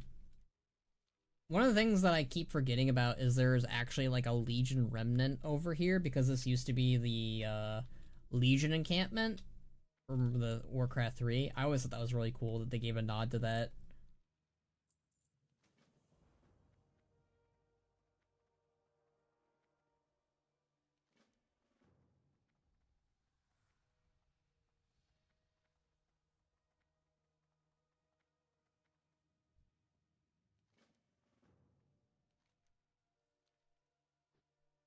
We need to feed Smolderos. That's kind of cool. Smolderos kind of smells like Smolderon.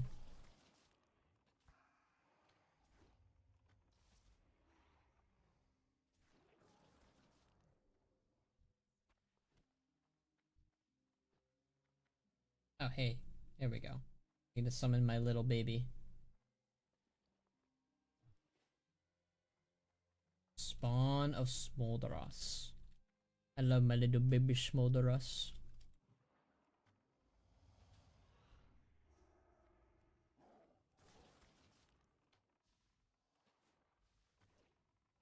I always thought like corehounds were like, yeah, I think corehounds are one of my favorite like exotic pets.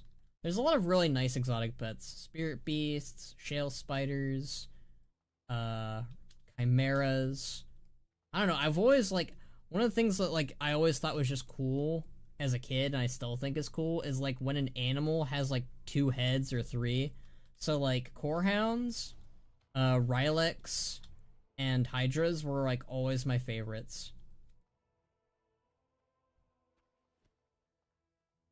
Run away.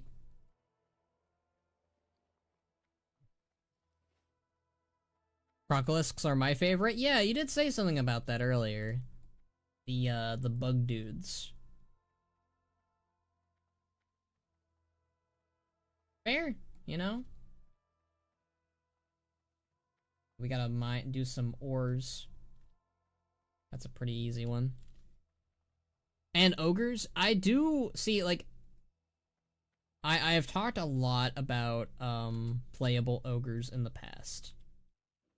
And I've always said that I want Mok'Nathal over ogres. And I still stand by that. But if we ever do get playable ogres, the first thing I'm going to do, and they better be optional, because if ogres don't get the option to have 2 heads, that kind of ruins the whole point of being able to play an ogre. Like, I love that Warcraft just took a small little concept of, hey, the ogres in World of Warcraft, or Warcraft in general, the Warcraft universe, yeah, they have 2 heads, or they can have 2 heads. And as a role player, that just sounds like complete gold to be able to be like, hey, I'm gonna make an ogre with 2 heads.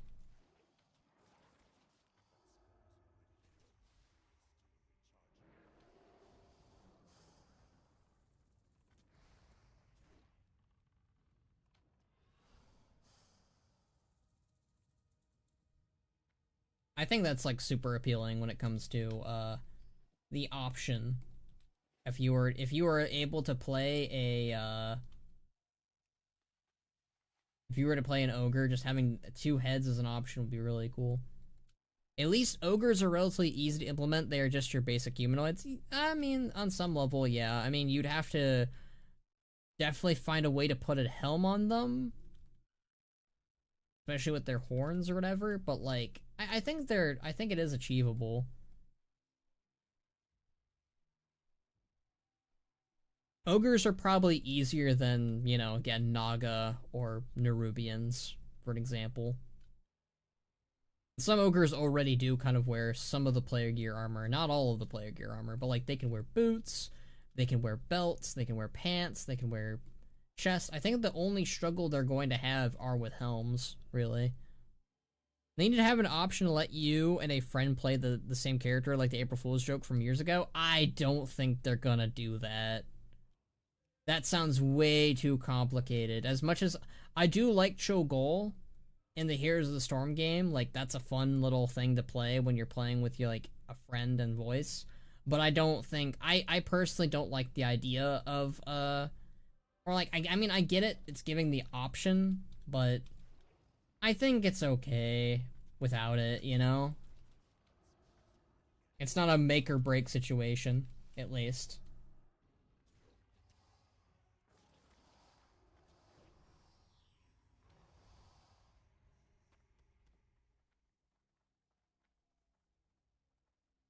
I mean, like, they don't have the special model like Tauren or Draenei or Worgen. I mean, I don't know if I'd really call Worgen, Tauren, and Draenei as special, you know? Like I'd compare them more to like I said, like they're a new race, but they don't have like the thing about ogres that I'm trying to like say that kind of work is currently ogres really can't wear player gear yet, so you would have to implement that. thing about like Worgen, Draenei, and like Tauren is like they were made from the go to be able to wear player gear. So ogres, you would need to make that work. Which a big part of that is, again, making them playable.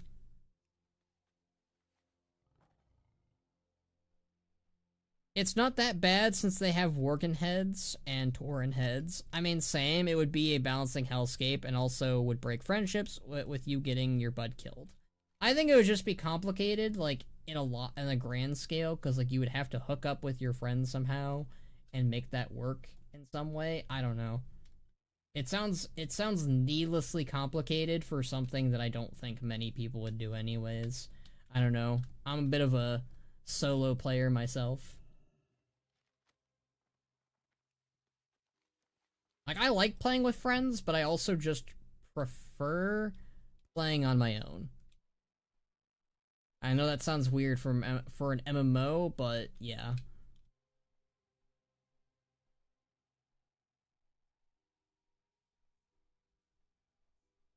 I really like how insane Cho'Gall was, because even Gul'dan was like, "You are insane." I think he literally said that in game when Cho'Gall betrayed him, and Gul'dan is the face of evil. Oh yeah, Cho'Gall is crazy. Cho'Gall was crazy on Draenor, which goes to show you, because like, on Azeroth he got even crazier, because on Draenor there wasn't an old god, at least not yet. But on Azeroth, there were several, and the moment that the Twilight's Hammer, like the clan, and Cho'Gall set forth on Azeroth, they are like, "Oh, this is it. This is where we can make the Hour of Twilight possible. This is the place. This is what our masters are, like, giddy over." And the moment that they learned that, the moment they kind of just they doubled down. They tripled in their insanity, really. Where is... Here we go.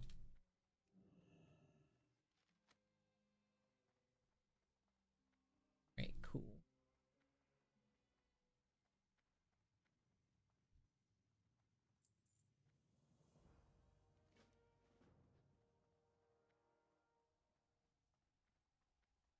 I think more likely you're going to be able to pick a class for your second head that would be give more utility moves, like giving Locke Heroic Leap or a Mage a roll.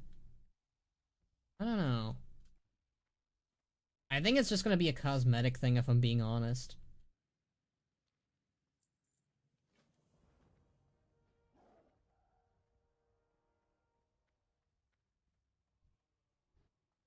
I need to run away from this guy for like 1 minute, it says.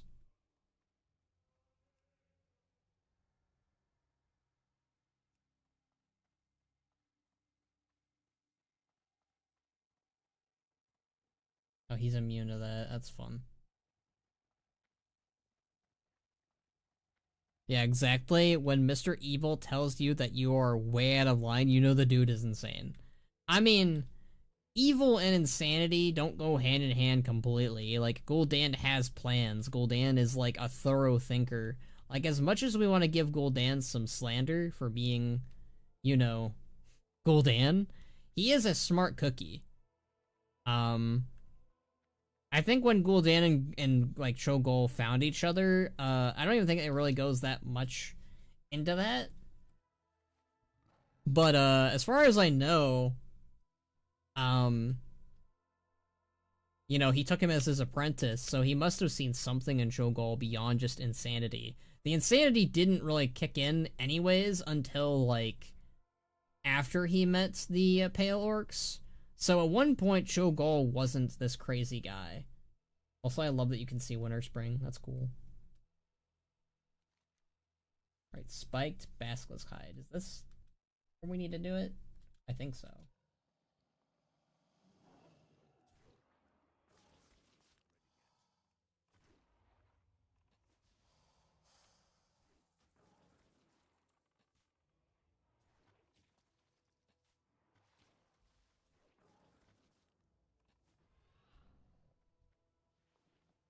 It is crazy that we didn't really get a new Basilisk model uh until Legion. Because the Basilisk model that we just fought was the one from Outlands. Which, like, its model is fine. It's better than the classic one. The classic one looks super, super chunky. In a bad way. My man's was cool. Gul'dan will always be legendary to me. The man even inspired a Dragon Ball Z villain. Did he? No way. The man even inspired a DBZ villain. Hold on. Gul'dan. Dragon Ball Z. What does that mean? Goldo? Okay, you had Goldo.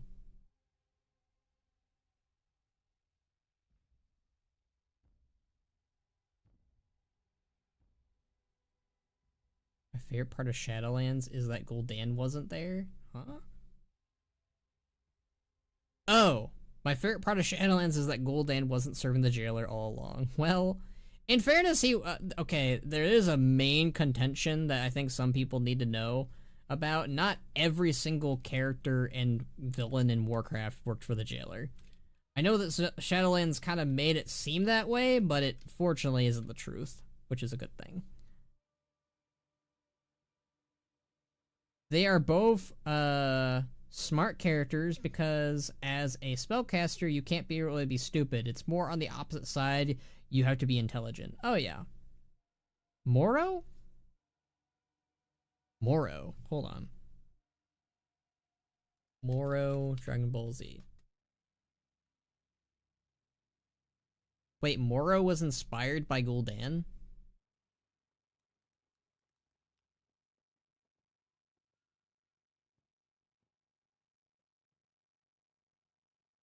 I have no idea who Moro is. I think he looked better as Decrepid. Alright, let's see. Do Control F, and then I'm gonna do Gul'dan. Oh. Well, I don't get why he's inspired by Gul'dan, but I think I can kind of see it. Do they outright say that he is?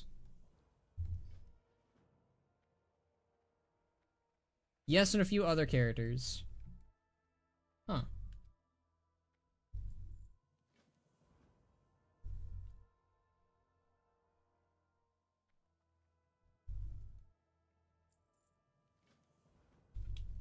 Alright, we got a grudge match. Mental training. I think I know what this is. It's like that little mini game from all the... God, I haven't done this in ages. Where? Oh, okay, that's the outhouse.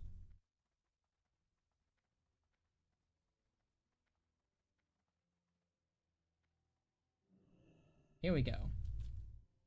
Do giants tread lightly? Yes. Is ice hot? No.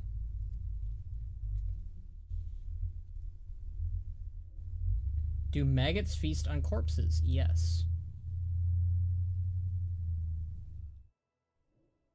Do rivers flow upstream? No? Are oceans filled with water? Yes.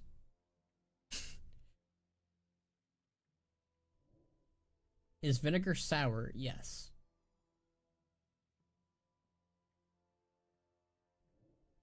Do wolves howl? Yes. I have one right here next to me. His name is Skull. Do dogs bark? Yes. Another one of those. Are slaves free? No. Do dogs bark? We already answered this, but yes. Is fire hot? Yes. Yes and no. Oceans can be many things, clearly. Moro, yes, and a few other characters. He sucks the life force from characters and planets. I mean, I don't know if that's really a Gul'dan thing. It's definitely a... It's a concept that a lot of villains, I guess, do in a lot of media. I don't know if I'd call that a Gul'dan inspiration though. It would be cool, like if he outright confirms it, like in an interview, like I was inspired while playing World of Warcraft. This Gul'dan character really appealed to me, which, as far as I know, World of Warcraft is not popular in Japan, sadly. Again, sadly. I can see Blizzard thought highly of their players' intelligence in Kata. I don't think it's I don't think this is Blizzard trying to diss us. I don't think so, at least. I mean, I got the first question wrong, in fairness. Do giants tread lightly? I mean, I thought that giants do tread lightly, but Medivh was crazy strong caster because I remember I read that one book and was the one moment where it was stated by Deathwing even he didn't believe he could take on Medivh.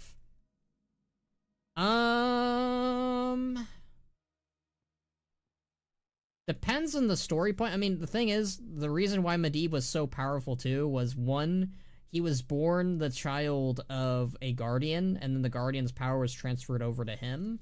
And then on top of that, he had Sargeras also with him. I think that, personally to me, I think that Deathwing would be able to take on Medivh after Sargeras was no longer a factor. Only because we gotta think about Deathwing and his, like, 2 empowerments. Deathwing got empowered, like, twice. Peak Deathwing is the very dead end when he is that apocalyptic monster, basically his own little mini old god, really. That was N'Zoth giving him a secondary empowerment. He already had the empowerment of the Titans, plus the first empowerment by N'Zoth, and then the secondary empowerment. So, while Medivh is definitely very powerful, I'm not saying he's not. I think in that moment, yeah, probably. But I think that Deathwing could probably take Medivh on if it's just him and not Sargeras. If it's him and Sargeras, that's gonna be tough. That is gonna be tough. Warcraft isn't popular in Japan simply due to it being a PC game, and at the time, PC gaming was barely 5% of sales in country, and didn't have a translation. I do wonder if it'll have a translation at some point.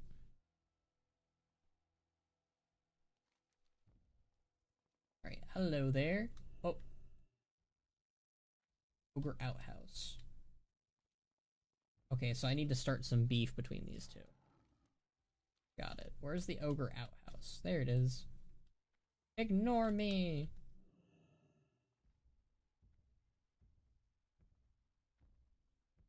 This is like, I feel like Blizzard loves teasing the fact that ogres exist. And like turning us into ogres because they know that people want to look like them. Boss, one of the boys is causing some trouble outside. Excuse me. I've got a bad feeling about this. As you should, my friend. Once he's out of here.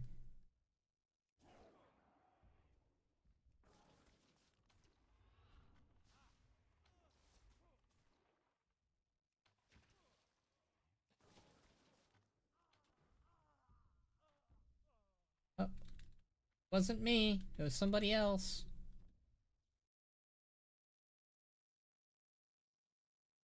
Curses. Who killed the human? This is not good.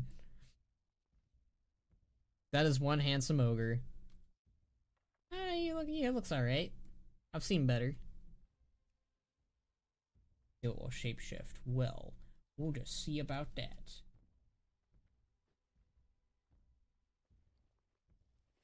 Alright, the first ever pet battle. Let's go.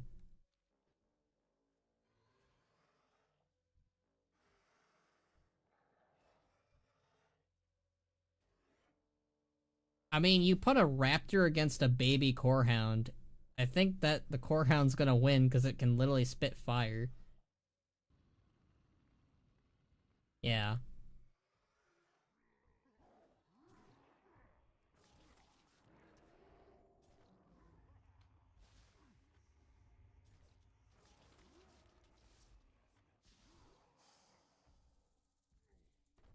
And that was the first ever pet battle in World of Warcraft.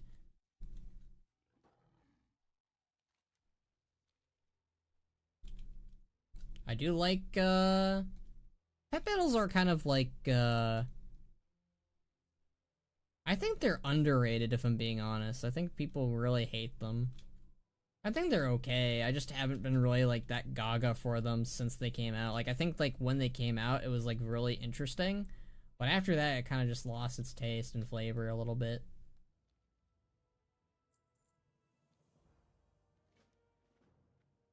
Failed supplicant slain. That was a legendary battle. That was like definitely a legendary battle.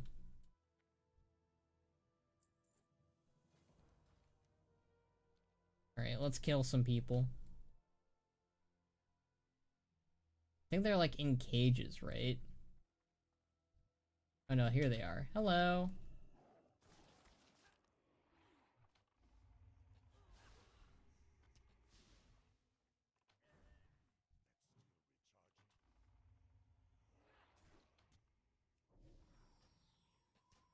I do a little bit of pet battles. I enjoy them. It's nice whole game mode on itself. Yeah, it's like a game within a game.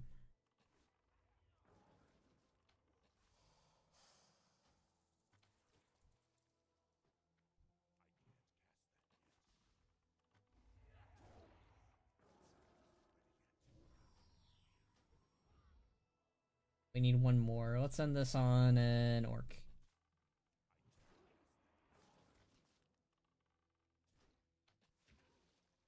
That way we're not being biased. We killed plenty of gnomes, plenty of dwarves, and one orc. I think we're getting very close to the end. I know that we're gonna free Jared real soon. And then after we free Jared, it's like, alright, time to assault the Twilight's Hammer's base and then take out Ragnaros and send him back to the Firelands. Yeah, we're almost level 84. We're definitely finished playing Highlands today. Hell yeah. Oh, hey, it's time to fight the, Lord Garnoth.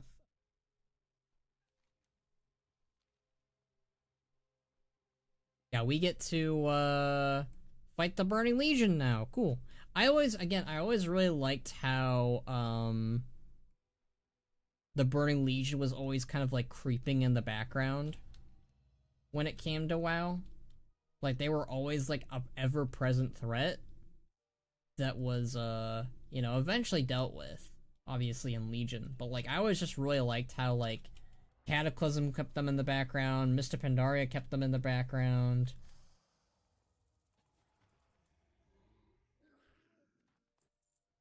Hey, by the way, what is the current status of Twilight's Hammer in WoW? As far as I know, they're not doing so hot. Like, they're active, but, like, they're kind of, like, on their last ropes. Like, they have, like, no leaders.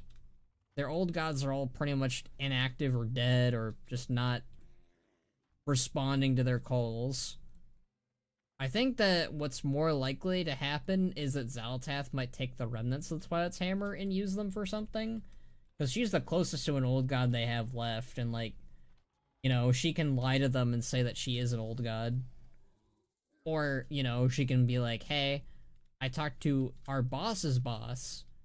I'm in charge now. And, you know, basically be like, well, you know the old gods, right? Well, I work for the Void Lords, and, you know. So I do think, like, we could maybe see the Twilight's Hammer be active again. We do have that one Twilight Hermit in Solithus who just kind of tells us prophecies. And, like, he's basically told to shut up about what Xal'atath kind of is and does.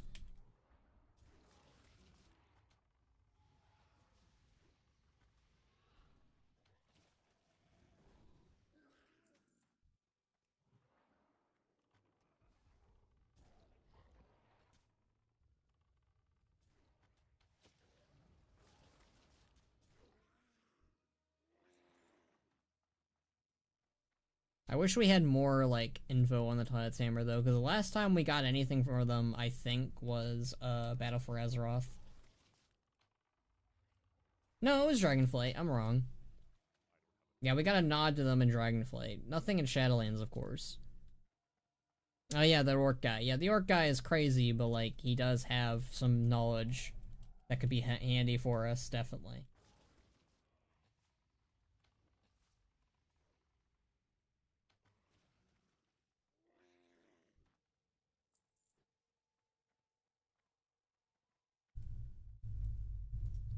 Alright, we're almost... We got 2 more of the horror guards to kill.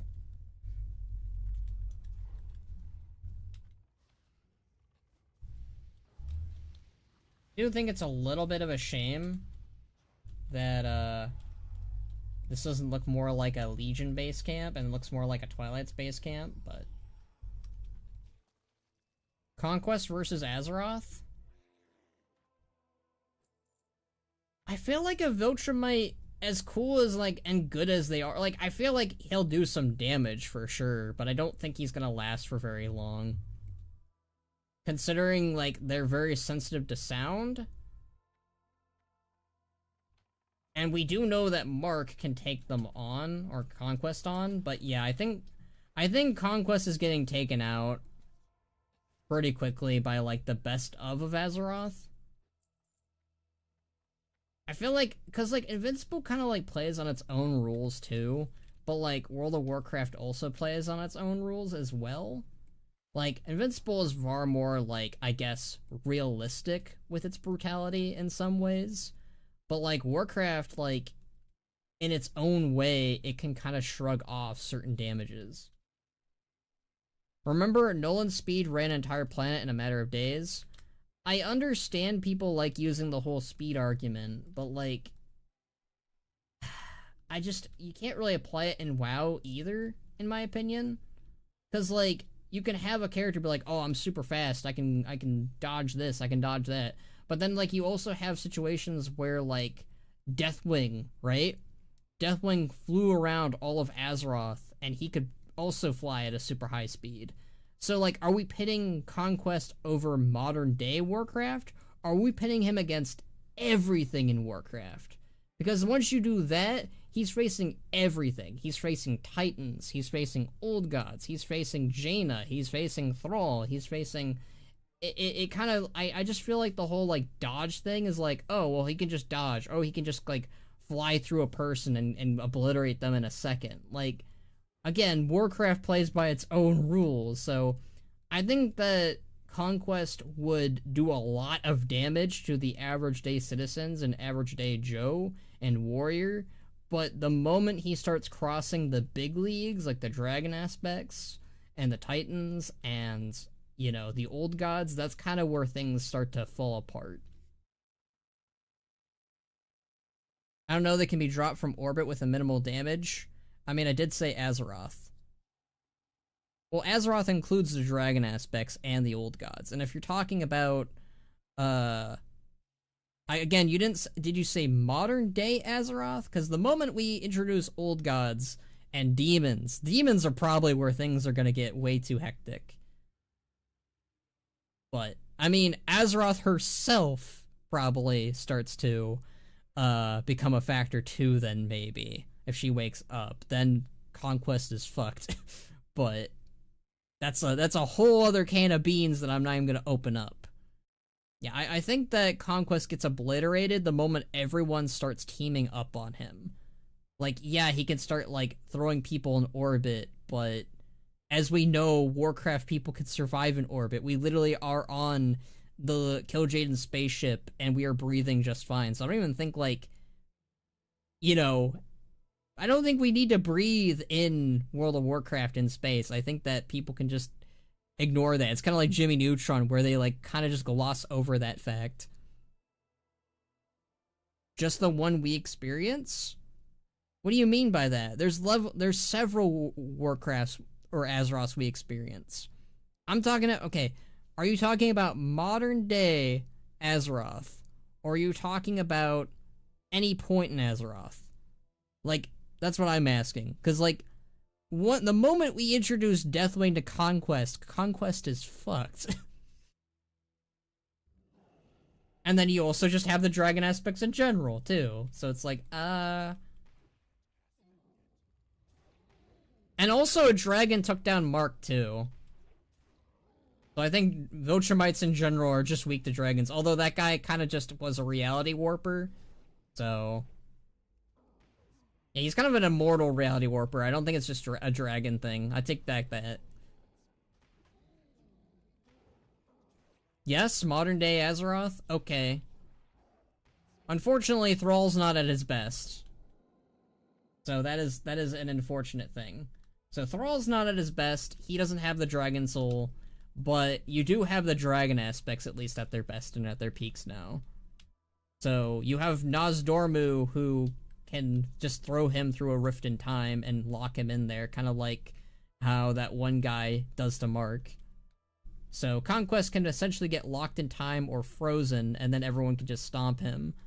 And then you also have Malfurion, who's also terrifying in his own right and way, who can literally just grab him with roots and then obliterate him with lightning or nature's wrath or whatever. And then you also have the wild gods and the Loa. Introducing Bwonsamdi to Conquest is also kind of like a rip. But yeah, I think basically what happened is Conquest arrives to Azeroth to quote unquote take it. He starts obliterating Stormwind or the everyday citizens, so like normies basically. People of Azeroth start catching wind of that and be like, okay, there's some weird super freak killing everyone. We're gonna team up and stop him, basically. The dragon is really insane in terms of power set. I feel like, because he's a reality warper. Reality warpers are kind of where things start to get crazy, which is what Nozdormu kind of is. Yeah, basically I basically say that things start to basically fall apart for Conquest the moment he either confronts Xal'atath, the dragon aspects, Jaina, Thalrisra, anyone really with magical capabilities, he's kind of gonna get screwed. Now, unfortunately for Thrall, I don't think Thrall's going to make it if Thrall confronts Conquest. He's kind of just a really jacked up dude at that point. Unless Thrall gets his elemental mojo back. Because he kind of has it, he kind of doesn't. Yeah, I think that Thrall, most of the Horde is probably going to get screwed over. Most of the Alliance is going to get screwed over. We're basically looking at, like, if Conquest does not mess around like he did with Mark, most of the cities in Azeroth are probably going to get effed over. But once the gods and the aspects roll up, that's kind of when Conquest basically gets taken out. The problem with the argument is that Conquest, at least at the time of the show, was just playing the guy and kind of had just ran through a planet because it would implode. I mean, Azeroth has the frickin' sword of a Titan stick in it, and it's still fine. And I think the main argument that we can argue on why Azeroth isn't, you know, kaput because of that is because it's the best, strongest world soul there is, or whatever. I think that, again, I think planet Earth versus Azeroth is like night and day. Like, I feel like Azeroth has a better chance of taking down Conquest than, you know, vice versa. I think Earth is kind of just effed. Thrall will fight Conquest with an axe and the power of friendship. I don't think Naruto's Takno Jutsu is gonna work on Conquest. I think Mark kind of proved that. Yeah, so I think pretty much 80% of Azeroth would get screwed over by I think 80% of Azeroth would get screwed over by Conquest. And then 20% of it, once the gods and once basically the most highest level beings and people that are left on the planet basically look at this dude and go like, okay, we gotta lock in, basically. I think this isn't a fair contest. It's like comparing anime characters to comp characters. Kinda. I mean, the problem is definitely power scaling. I mean, basically, the only way that Azeroth wins is through its strongest. That's, like, the only argument I can say. Like, you basically put a normie against Conquest, and yeah, the Conquest is gonna conquest them. I like how 99% of the animation budget went to that fight, too. true. Actually, that's kind of funny you bring that up, Garland, because I actually think a good chunk of anime characters out there could take on Conquest. Like, let's just throw Goku right at Conquest and things will be okay. Goku will mop the floor with Conquest. Yeah, WoW doesn't really have a lot of planet-sized threats. That's the other thing too. Like, Warcraft doesn't have a lot of planet destroyers like most anime and comics do. That's kind of why I threw Deathwing at him, because Deathwing is a planet destroyer. You also have Titans, of course. The moment you throw a Titan at Conquest, it's kind of over. Goku is just insane. Even the farmer is insane. True. We gotta kill Okrog. I think Okrog was the ogre we saw earlier, if I'm not mistaken. No, that's not. Okrog is this guy? No. Where's Okrog? Okrog. Okrog, buddy. Where are you at?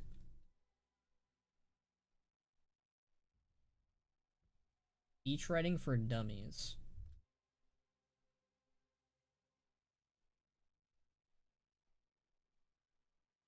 Oh, okay. I think he's one of those people with an NPC path. Pacing path, whatever. I think the problem with, like, asking me who wins a fight, like, Conquest or Azeroth, is I have more knowledge on Azeroth than I do Conquest. So, like, I can only go off of the show. I can't really even go off of the comic because I've never even read the comic.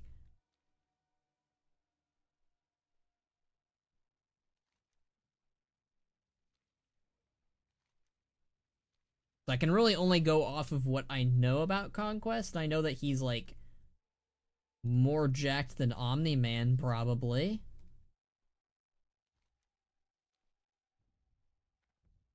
There he is. Hi, buddy.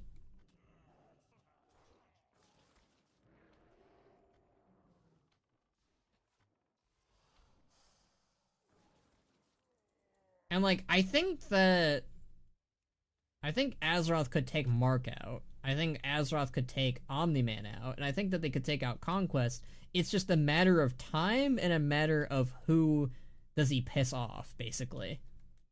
Like, the moment, like, he starts taking out cities left and right on Azeroth, then, like, yeah, he's gonna get noticed. But if he, like, does it gradually, like, he goes, like, zoom, alright, I took out a city. Zoom, alright, I took out another city. And, like, you know, like, he basically, like, he does what Omni-Man was supposed to do, like, where he, like, does it, like, with a bit more subtlety. Basically, I think that if he does it that way, then Azeroth is screwed. But if he does it the way the show presented, where he kind of just shows up and is just like, hey, I'm here to kill everyone. Wait until you met Thrag? Oh boy. I think that if we give Thrall the Dragon Soul against Conquest, then yeah, Thrall obviously takes out Conquest. And we get to do our graduation speech. Gammon will save us. Yeah, Gammon will take on Conquest. Be fine. Yeah, I'm not really a power scaler person. Yeah, that's not really my my best of. Great. Alright, they want blood.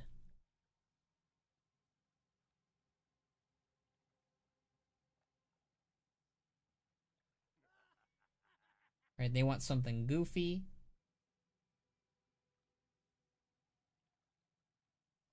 The only PB we have in WoW are Gul'dan, Illidan, Arthas. He beat Illidan as peak, and Odin. Then, like, Argus, but he's still dead. What do you mean by PB?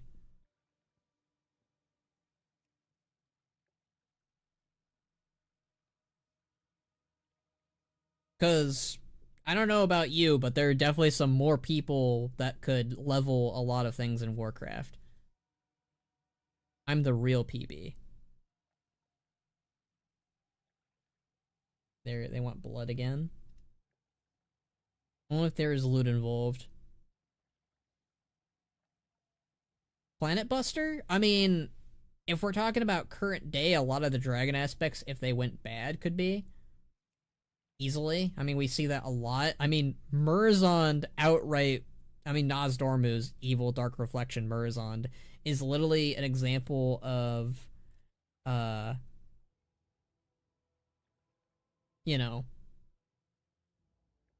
What you know, what could happen if Nozdormu really took his, you know, strength into another direction?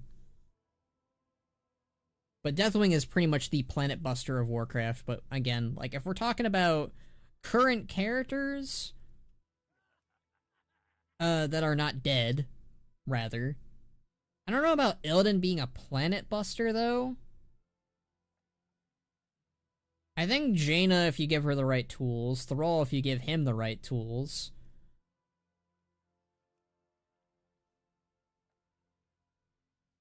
Oh, they didn't like that. I see some people dancing, and I figured they would have liked that. So most of the Titans, most of the Dragon aspects.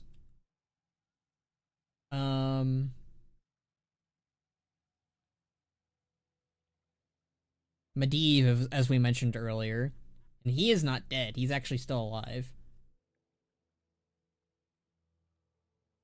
Thaldarisra, Queen Ajara. Queen Ajara definitely is a planet buster. I mean, she's not here right now. Xal'atath, if she gets what she needs.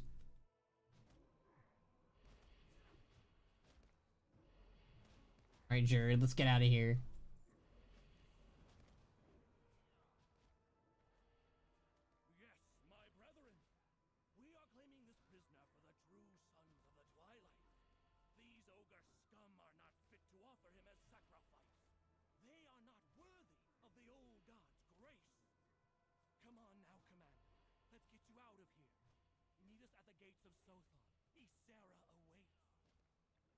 Ysera? I always thought it was Ysera.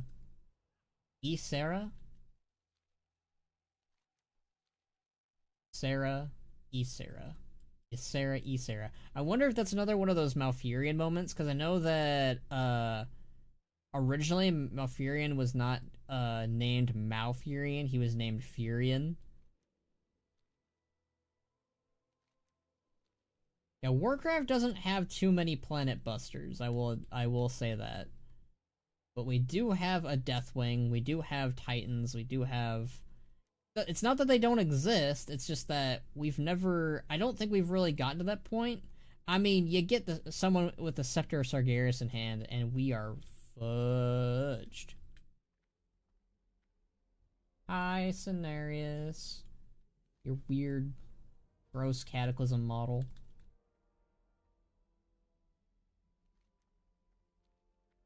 Oh hey, it's dragon time.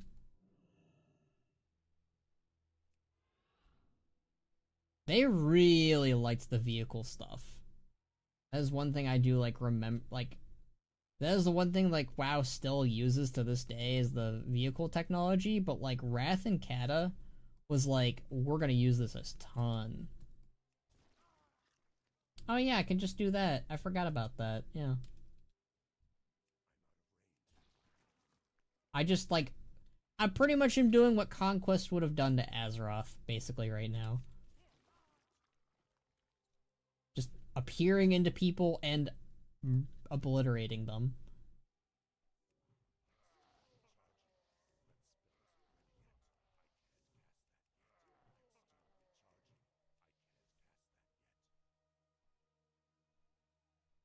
Did this become a daily? I feel like this became a daily.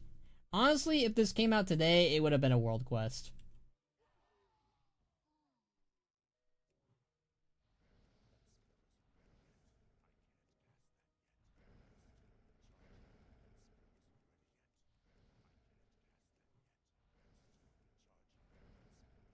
Right, we need 2 more dragons. Hello, friend. Get over here, I'm gonna kill you. And to be fair, Titans don't like people coming to their world, so I feel like Conquest would show up, and then Titan Keepers and maybe Algalon would be waiting. I guess it depends. I mean, the Seed of the Pantheon thing, like, it basically is a code red situation. It's what a Rotocron is trying to do. I guess a Rotocron could also be a planet buster, depending on if he can take out a Titan. Which obviously we don't really know quite yet. Battle Beast solos, for real, for real. I mean, I feel like if we just said that most... I actually don't know. Is Battle Beast stronger than, Conquest? Or is he weaker than Conquest? Because, again... Oh. Cutscene. Has no voice acting, though.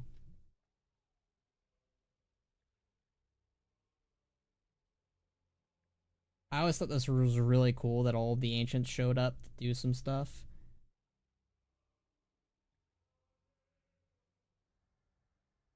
You know, okay, the smiley face is making me go, I don't know.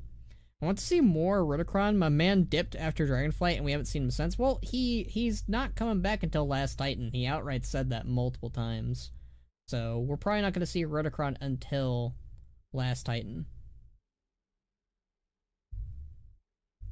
Alright, and then Scenaria shows up and he's just like, hi, I'm gonna just kill everything.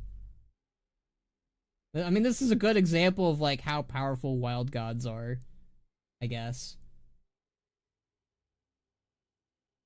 They got so much better at making cutscenes, it's crazy.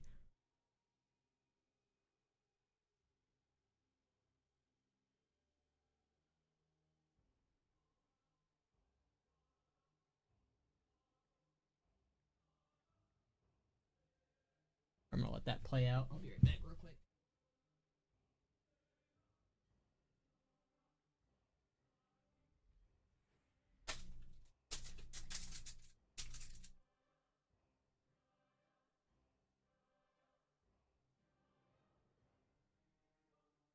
And I'm back.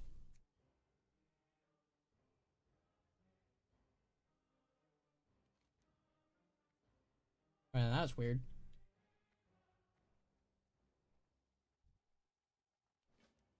Alright, it's time to kill some Twilight's Hammer. We're definitely finishing Hyjal today. That's cool.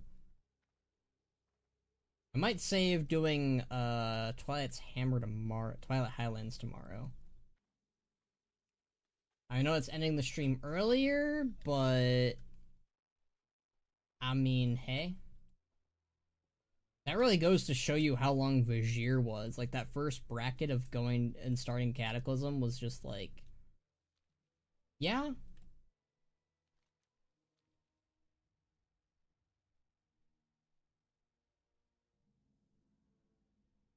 So Battle Beast is much stronger than Conquest, or Conquest is much stronger than Battle Beast? Oh, hello, little egg. Can't interact with it while mounted. That's bullshit.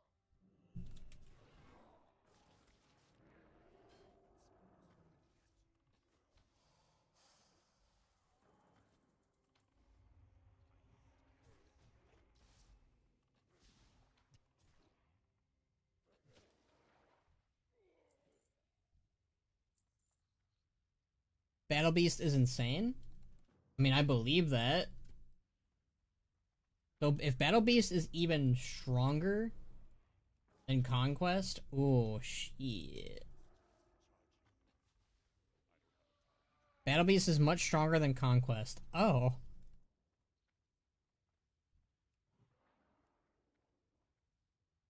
The more you know. He is one of the very few beings in the universe that can fight Thrag and come out alive. Again, I don't know who Thrag is, but he sounds like a big deal. Okay, would Battle Beast be able to take on Sargeras? I don't know anything about Battle Beast, so I want to know, like, realistically, could he take on the Dark Titan, the strongest Titan in Warcraft? Like, I'm on the verge of believing that he could, but again, I can only really take what I know about the guy, and that's obviously not very much.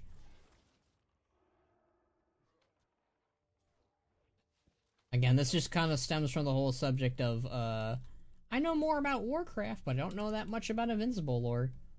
I know bits and parts from the show, that's about it. Nah, he doesn't really have a power set, he's just insanely strong. Okay.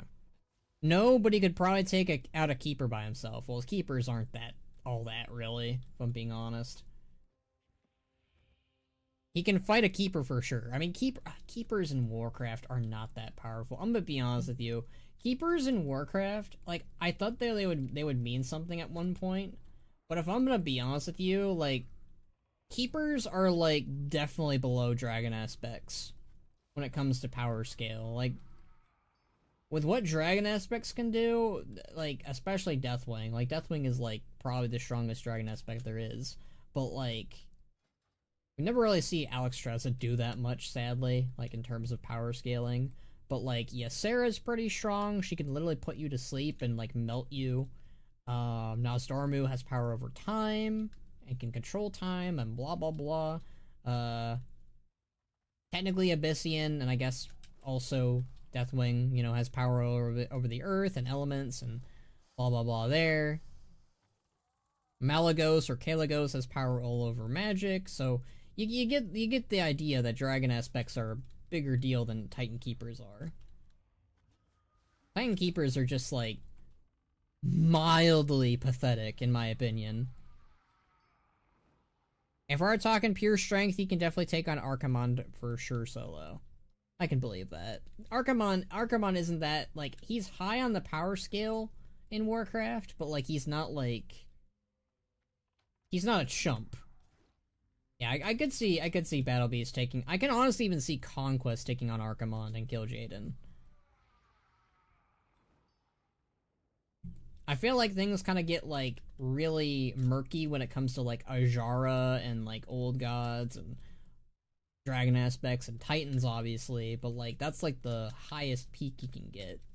And, like, obviously the Champions of Azeroth should probably be a tier of their own, considering, like, they've killed these things casually. I don't even know if I want to throw the Champions of Azeroth in there. I think Ritterkron said it best when don't underestimate them. I mean, I think Conquest could probably obliterate us and Battle Beast, but, like, I think it's just a matter of, oh, they just keep coming back and they keep learning how to fight me. Uh-oh. I mean, and that's talking, like, in-game mechanics. I mean, lore mechanics is, like, I guess harder to figure out. Because, like, technically we do die, but technically we don't die. I don't know. The spirit healers are kind of goated. I think it depends on the keeper. Yeah, Arcadus is just a dungeon boss, but Odin grabbed half of Uldamon and threw it so hard it made into a new realm. I'm pretty sure that's not what happened. I don't think he threw it. I'm pretty sure Halia lifted it up for him and teleported it away. Odin's a little bit embezzled with his stories. Odin is the strongest Titan Keeper. I'm not saying he isn't. But Titan Keeper, like, if you put Odin versus Deathwing, it's Deathwing. If you put Odin versus Murozond or Nosdormu, it's Murozond or Nosdormu. Like, Odin is a goated... No, not goated. I don't want to use that word because he's a jerk. He is a very powerful Titan Keeper. He's probably the most powerful Titan Keeper, but he's just not that consequent. Like, I think that personally Conquest and Battle Beast would be able to mop the floor with Odin. Odin was kind of having a hard time with Virenov, for crying out loud. And granted, he was just frozen in place, but that's just a good example of, like, if Odin could get frozen in place by a incarnate, for example, and incarnates are, like, on the same power scale as an aspect, I think aspects can definitely take down Odin and the Titan Keepers. Battle Beast is like an orc with a very strange sense of honor. So Garrosh with Broxigar's power strength. Got it.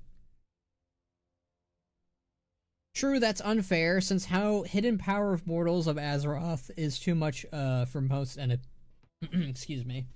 For most enemies. Yeah, I'm not even gonna throw the Champions of Azeroth in there. I feel like because of gameplay reasons, we're this crazy. I mean, I do think there's some lore behind it too, on some level, in some sense, but yeah, I think we can kind of just like cheat death is the main reason why we're this terrifying. I mean, canonically, we do beat everything that comes against us. There's been very few times we've actually died. Like Arthas can instant kill us, which I don't know if Arthas can instant kill Conquest and Battle Beast. I don't think it works that way. Is that? Go away. I'm trying to find things. Go away. Is my turtle up? Go away! Oh my god. Oh my god, it's not okay, it finally left me alone. Is my turtle up? Is my lava turtle up? I want my lava turtle. I don't think I can tame him yet. Actually, I think I can. I think he's level 83. He's a level 83 rare. Alright, let me do hunter tracking. Hunter tracking, track beasts. He probably isn't up. He is a rare spawn after all. We need a friend like Rex and Azeroth. True. We need somebody who can Ragnaros just fire by fire be purged. He said the thing. I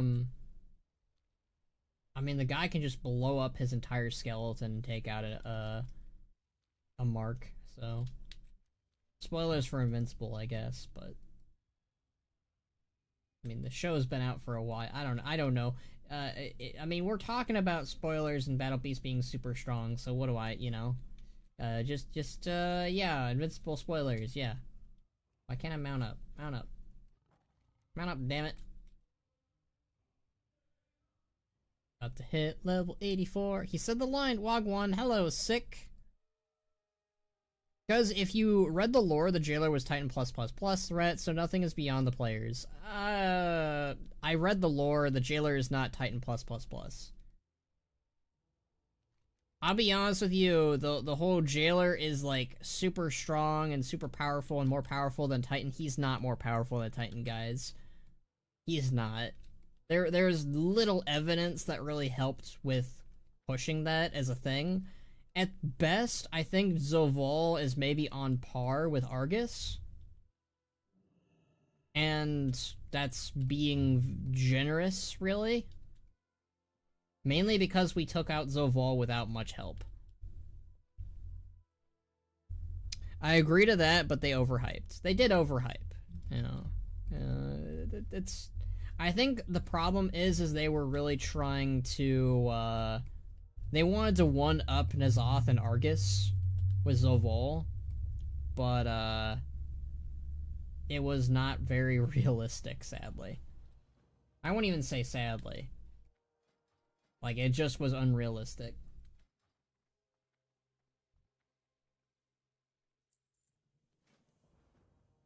Alright, new quest. Let's go. The jailer has the power of whatever the hell I want it to be. The jailer has the power of rewriting, technically... I mean, he's got domination power to control anyone, but then he loses that because we use the Burger King crown. And then... he supposedly has the power to rewrite reality with the machine, and only the machine. You take away the machine from him, and you take away his domination stuff, and he really doesn't have that much. He can kind of just whack you with his hammer and use certain dark magic, but it really isn't a lot. And then he just gets turned to a robot. Azeron the Gatekeeper slain. Alright, let's do that. That one sounds like a simple one. On par, he was at most he was on par with Argus, yeah, at most. And again, that's being very generous. Alright, let's summon our boy Logash.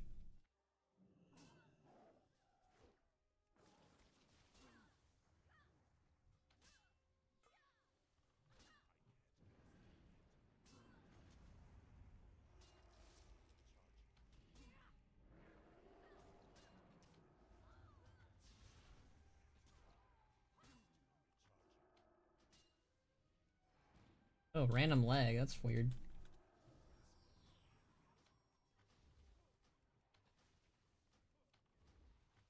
He uses domination power to force the writers to retcon 20 years of lore. That's not true either, by the way.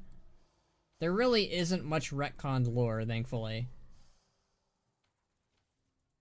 Get him, Gouldrin.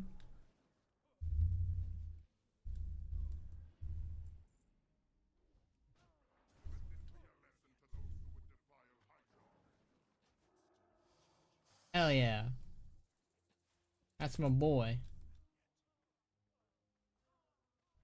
So I think the biggest contention of why people think that Zoval retconned 20 years of lore was a lot of the misconceptions regarding the Lich King. Obviously, you know, they did change the lore of like, oh, who helped design Frostmourne, oh, who helped design the Helm of Domination. That's true. That is technically true. He had the rune carver make that, and then he took the designs, and then he used his own wambo jambo with it, and then that got somehow either delivered to the Legion to use, or the Legion stole it. Now, I personally love the idea of the Legion stealing it instead. I don't think they ever really went over that fact. But fortunately, the main fortunate thing that's good, or I should say is good, is that the Lich Kings, all three of them, basically told the Zoval to F off. That none of them acknowledged him, and none of them wanted to do what he wanted, which is a big reason why Sylvanas was asked to, you know, break the crown, because nobody was listening to Zoval. The scary thing is with Sargeras having implied jailer runes on his body. Okay, that's a not platinum, wow. That's a pyromancer lore? No. Zoval does not have control over Sargeras. That's just them using the same rune stuff that they like using on all of their models and stuff. Zoval has no control over Sargeras. That's silly. There's nothing that implies that Zoval was controlling Sargeras, or he has the runes on Sargeras that controls him. Like, no, it's just a coincidence. That's it. Blizzard loves reusing that rune art for everything. They just love using it. It really is not that thing. So, there's nothing scary, there's nothing big bad, it's all okay. Twilight Retainer. Young Twilight Drake Skull. Okay, I think we just need to get that guy then.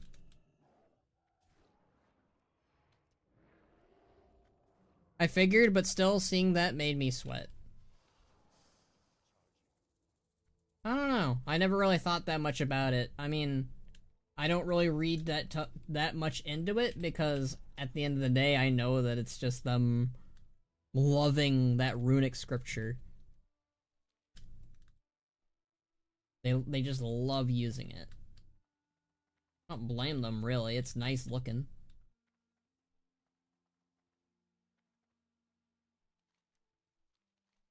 I think it's just the runes of the universe. Like, that's just like, you know, if they really want to get to it and like explain it, it's just what the first ones like using as their scriptures or whatever.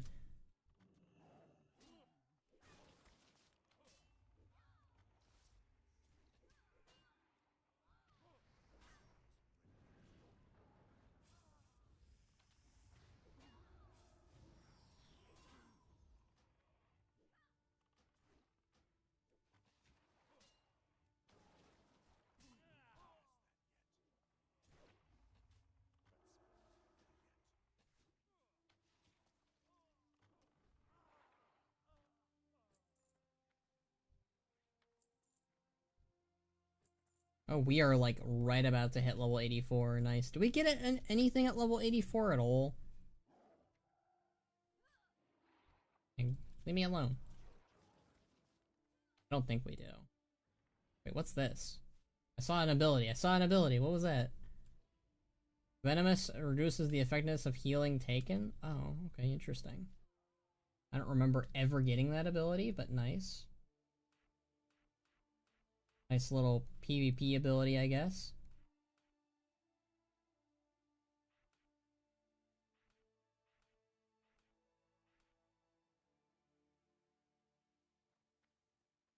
Uh, Camouflage at level 85. But nothing at level 84. That's kind of depressing.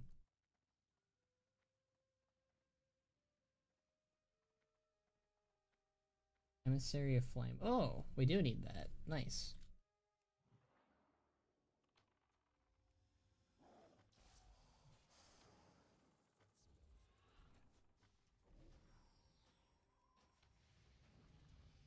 I think Shadowlands was cool for lore, but then they really just wanted to make the jailer like 20 chess player when if they made it right guy, right place, or said that he'd be better.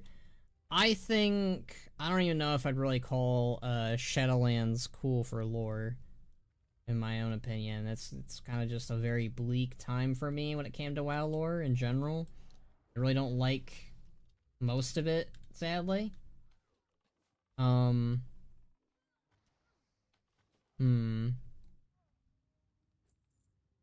I think that Zovol, personally, how I would have written Zovol is, one, I wouldn't have written him as the guy who, you know, made the Lich King or anything like that. I would not write him as that. Instead, what I would write him as is as a guy who is aware of the strings attached to the Lich King, on like how it was built by the Dreadlords or whatever, and like, I think, I don't know, I like the concept on some level of like a blacksmith for the Burning Legion, and for his crimes of like working for Sargeras. Like, basically what I would have Zovol be, in my opinion. Alright, so Zovol was the original Death Titan, and for his crimes of working for Sargeras, like, basically the Titans got to him first, basically.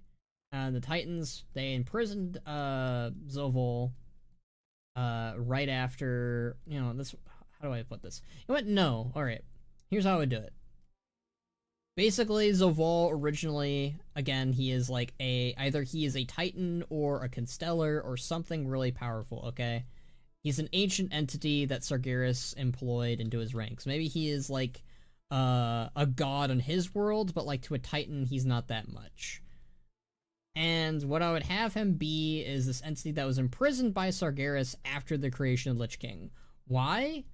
Because Sargeras doesn't want that power used against him, and he senses that Zovol has greater aspirations than just being a blacksmith for him. And so Zovol is imprisoned within the afterlife intended for mortals. And maybe like the other gods down there are aware of him, or basically just have him be a force that is not meant to be there. Or if you really want, you can keep the whole like the Eternal Ones are all brothers and sisters and blah blah blah. But I like the idea of his crime still being like, I don't want him being the Arbiter. I don't like that. He's not the original Arbiter. That's silly to me. He's not the original guy who judges souls or mortals or whatever like that. We are strictly keeping his connection with Sargeras and the formation of the Helm of Domination and Frostmourne. So he helps out with the Dreadlords in making it, but most of the credit goes to Kil'jaeden, the Dreadlords, and he's just kind of like the guy who helped welds the metal or whatever together. He knows the secrets of how it operates and how it works. Like, he puts a piece of himself in it, and he tries really hard to create or like dominate the Lich King, but like he just is not up to par with it. Basically, have him start out as a loser who knows shit, but over time he gets more and more fed up and more just like powerful as time goes on, to the point where he actually does become a threat, and we see his legitimacy as a threat. And I kind of like him having like an alliance with Hylia and Blizala and eventually Sylvanas. Like, keep that, I guess. I don't know. There's ways to make him work. I just don't know if I'd want that to still work, you know? Like, at the end of the day, he's Zovol. It's really hard to make such a weird character work, I guess.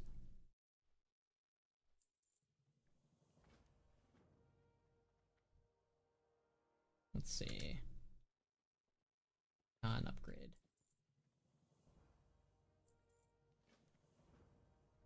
Let's sell some junk. An upgrade. Was that an upgrade? Get that back. Better haste. Ooh. That actually might be an upgrade. Nice.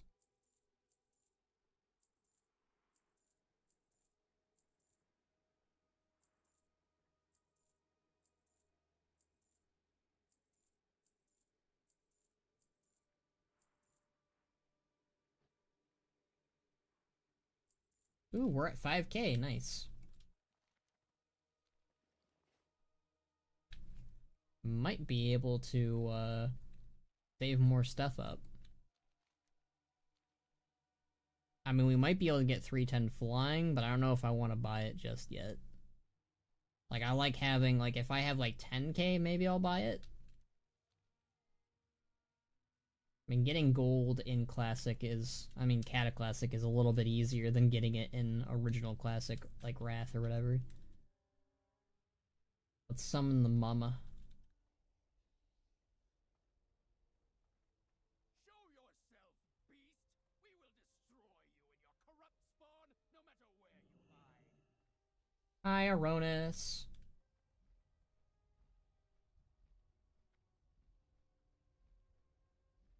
Slay her now, before Aviana's magic wears off.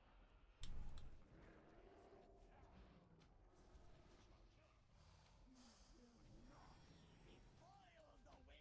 monster!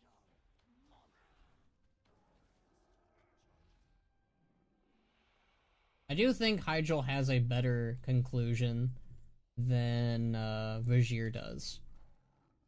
But Vajir has a really strong middle. Do you have anything else to say?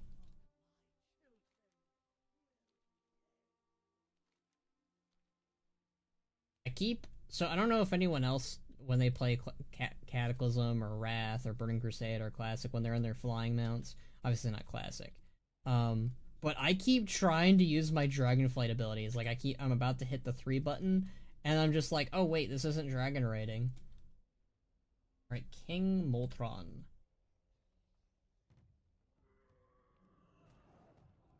Ooh, my health.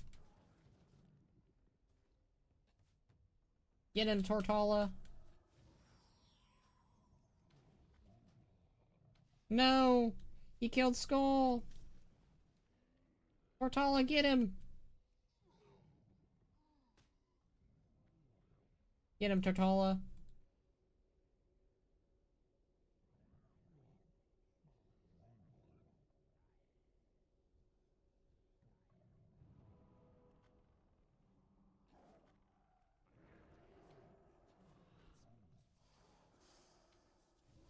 Tortalla's getting messed up.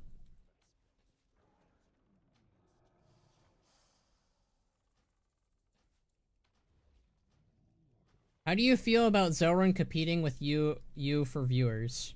How could she?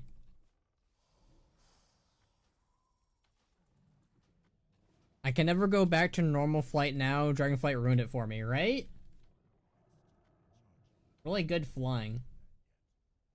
I thought Zelrun's whole thing was an April Fool's joke. Was she serious about streaming tonight? I'm so surprised by her. Let's see. She's streaming on YouTube or Twitch? Oh, somebody really liked my Galliwick song. I'm so happy. Now let's see, Zelrun. April Fool's stream 1 hour ago. I have her on my tab. What's she doing? Oh, let me mute that. Oh, so she actually is playing. She is actually streaming, and she's a VTuber now. Look at that.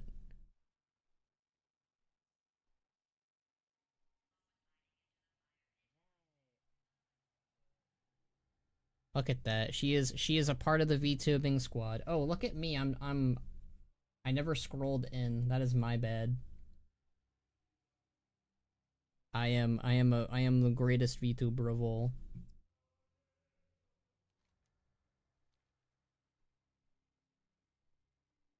I can't believe she's competing me for views. See, she's got 3 viewers. I've got 6. I win, Zoran.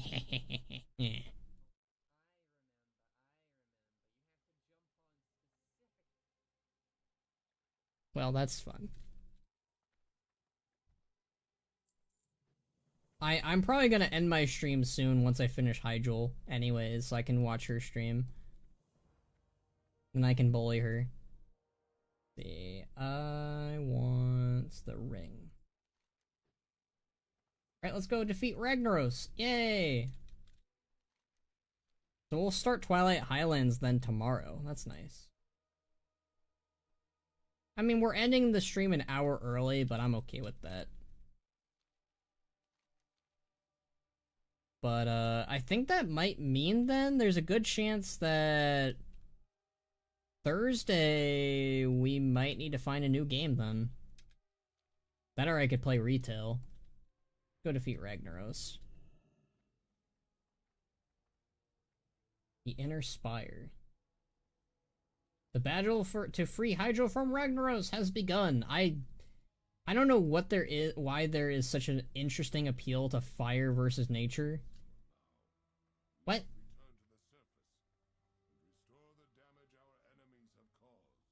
No! I want to do stuff. Malfurion, why don't you do anything? Excuse me. Retail's good right now? Yeah, I've been playing retail. I like retail. I'm only playing Cataclysm Classic for 2 reasons. One, I've done pretty much everything in retail right now. And the secondary reason is, I want to get ready for Mists of Pandaria Classic. Alright, 1 minute until, well, it's really realistically 2 minutes.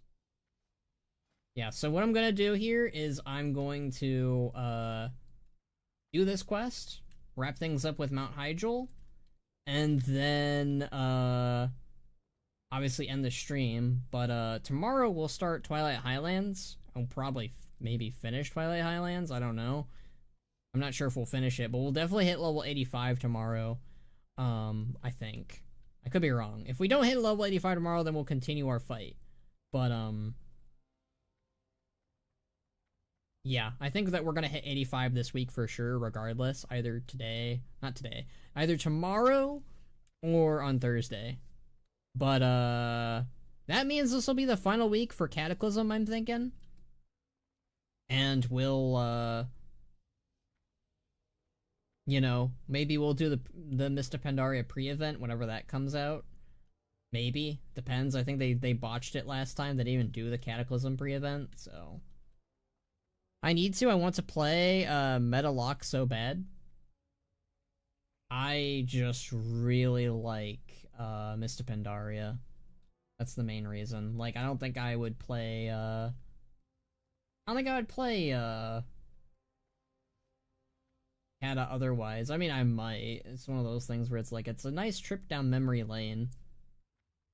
But yeah, I think that next week then I'm gonna try and do my Batman streams again. Maybe? I'll ask what people want. I'll ask what people want me to stream. I just don't feel like I want to stream WoW when there's no story content, so I'm not gonna force that. Let's go, Ragnaros. Where are my friends at?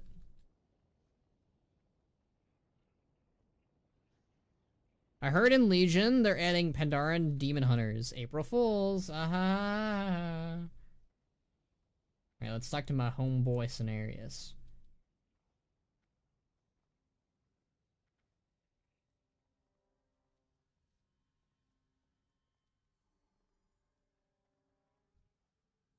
Let's do it. Once Hamul and Malfurion arrive, we shall begin. Well, where are they?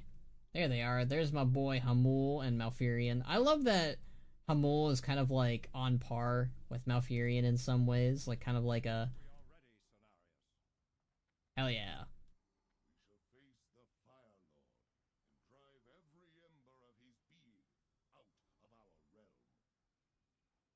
I shall call upon the chilling mountain winds to protect us from Ragnaros's flame. Furion and Hyjal will shatter the Fire Lord's defenses, allowing us to force him back. Let us begin. It is only a matter of time before the Fire Lord becomes aware of our presence and comes to the Spire's defense. Alright. I like how we kind of got a peek at the Firelands aesthetic, like, in here already. For the secondary patch of Cataclysm. It's a nice little nod. Nice little tease of what's to come.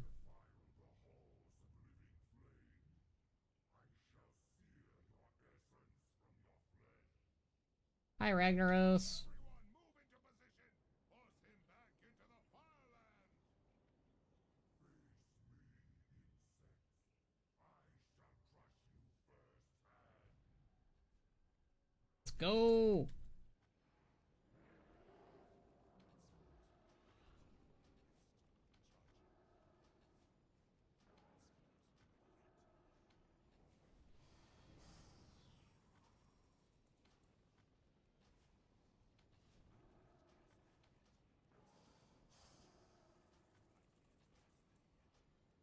This is going surprisingly well so far.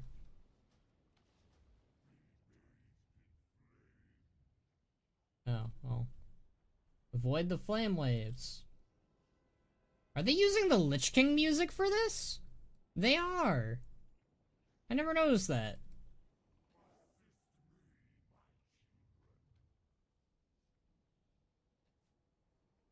Oh.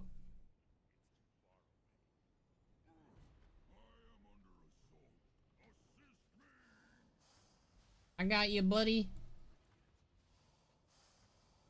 Fun fact, Hamul is voiced by the same guy as Nazgrim.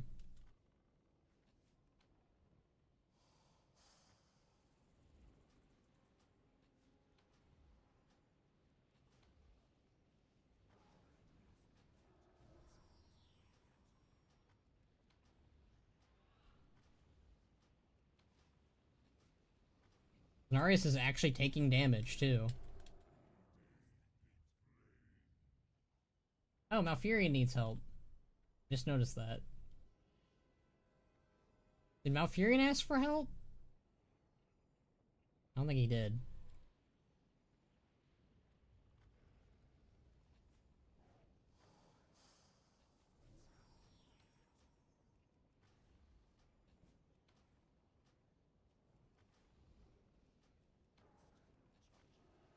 I don't see him asking for help. He's probably fine. He's Malfurion.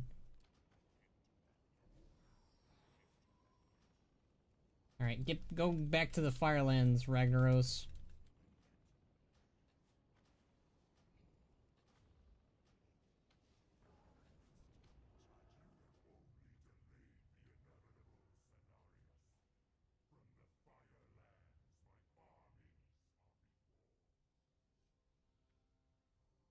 Well, he took care of him.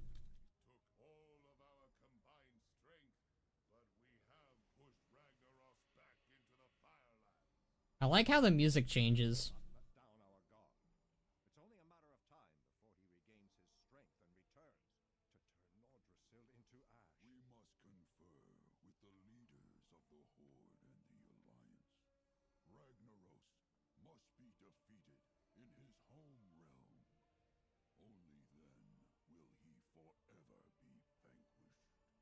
Let us leave this place for now. We must return to the surface and restore the damage our enemies have caused. They did a really good job of setting up the patches for Cataclysm, I think. Bro, one of my favorite game developers and writer, like the post I made on Blue Sky, my life is complete. Hell yeah, Blue. Hell to the yeah.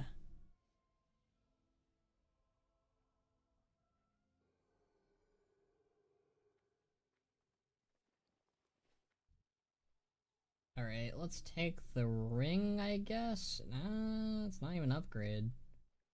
Alright, we'll take whatever give us the most gold then. Alright, that's Cataclysm! Hell yeah. Let me take my Hearthstone. Yeah, so we'll be doing Twilight Highlands tomorrow. We didn't even touch Deep Home or Oldham. That's crazy. I don't know if Cataclysm's leveling was originally this goated. I don't think it was. I'm gonna personally guess that at the start it was more like, oh hey, you're level 82, now go do Deep Home. That's how I remember it, at least.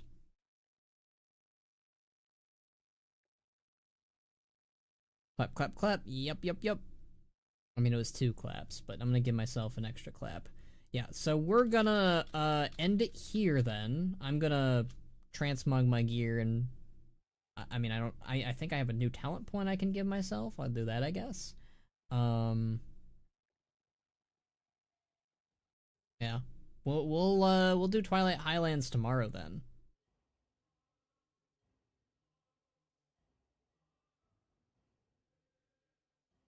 That way I get to bully Zelrin's stream or whatever. If she's still streaming by the time that I'm there.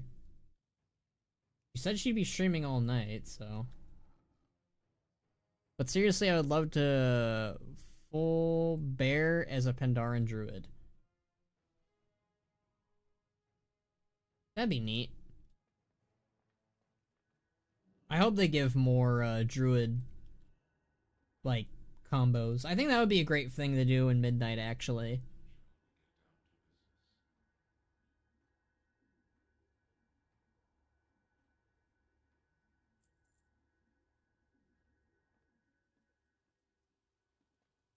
Let's see what my talents are. Forget about pet talents. Oh my god, I keep forgetting to give Skull his pet talents.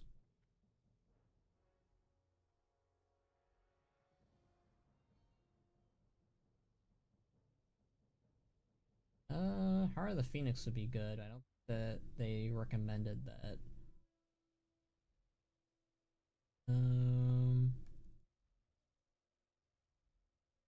No wonder why my pet's not as strong. I think the shark is really good. Your pet does initial damage with all attacks. When your pet is at or above 50 per focus, your pet's basic attack focus 6 more damage, but costs 50 more. That sounds like ass.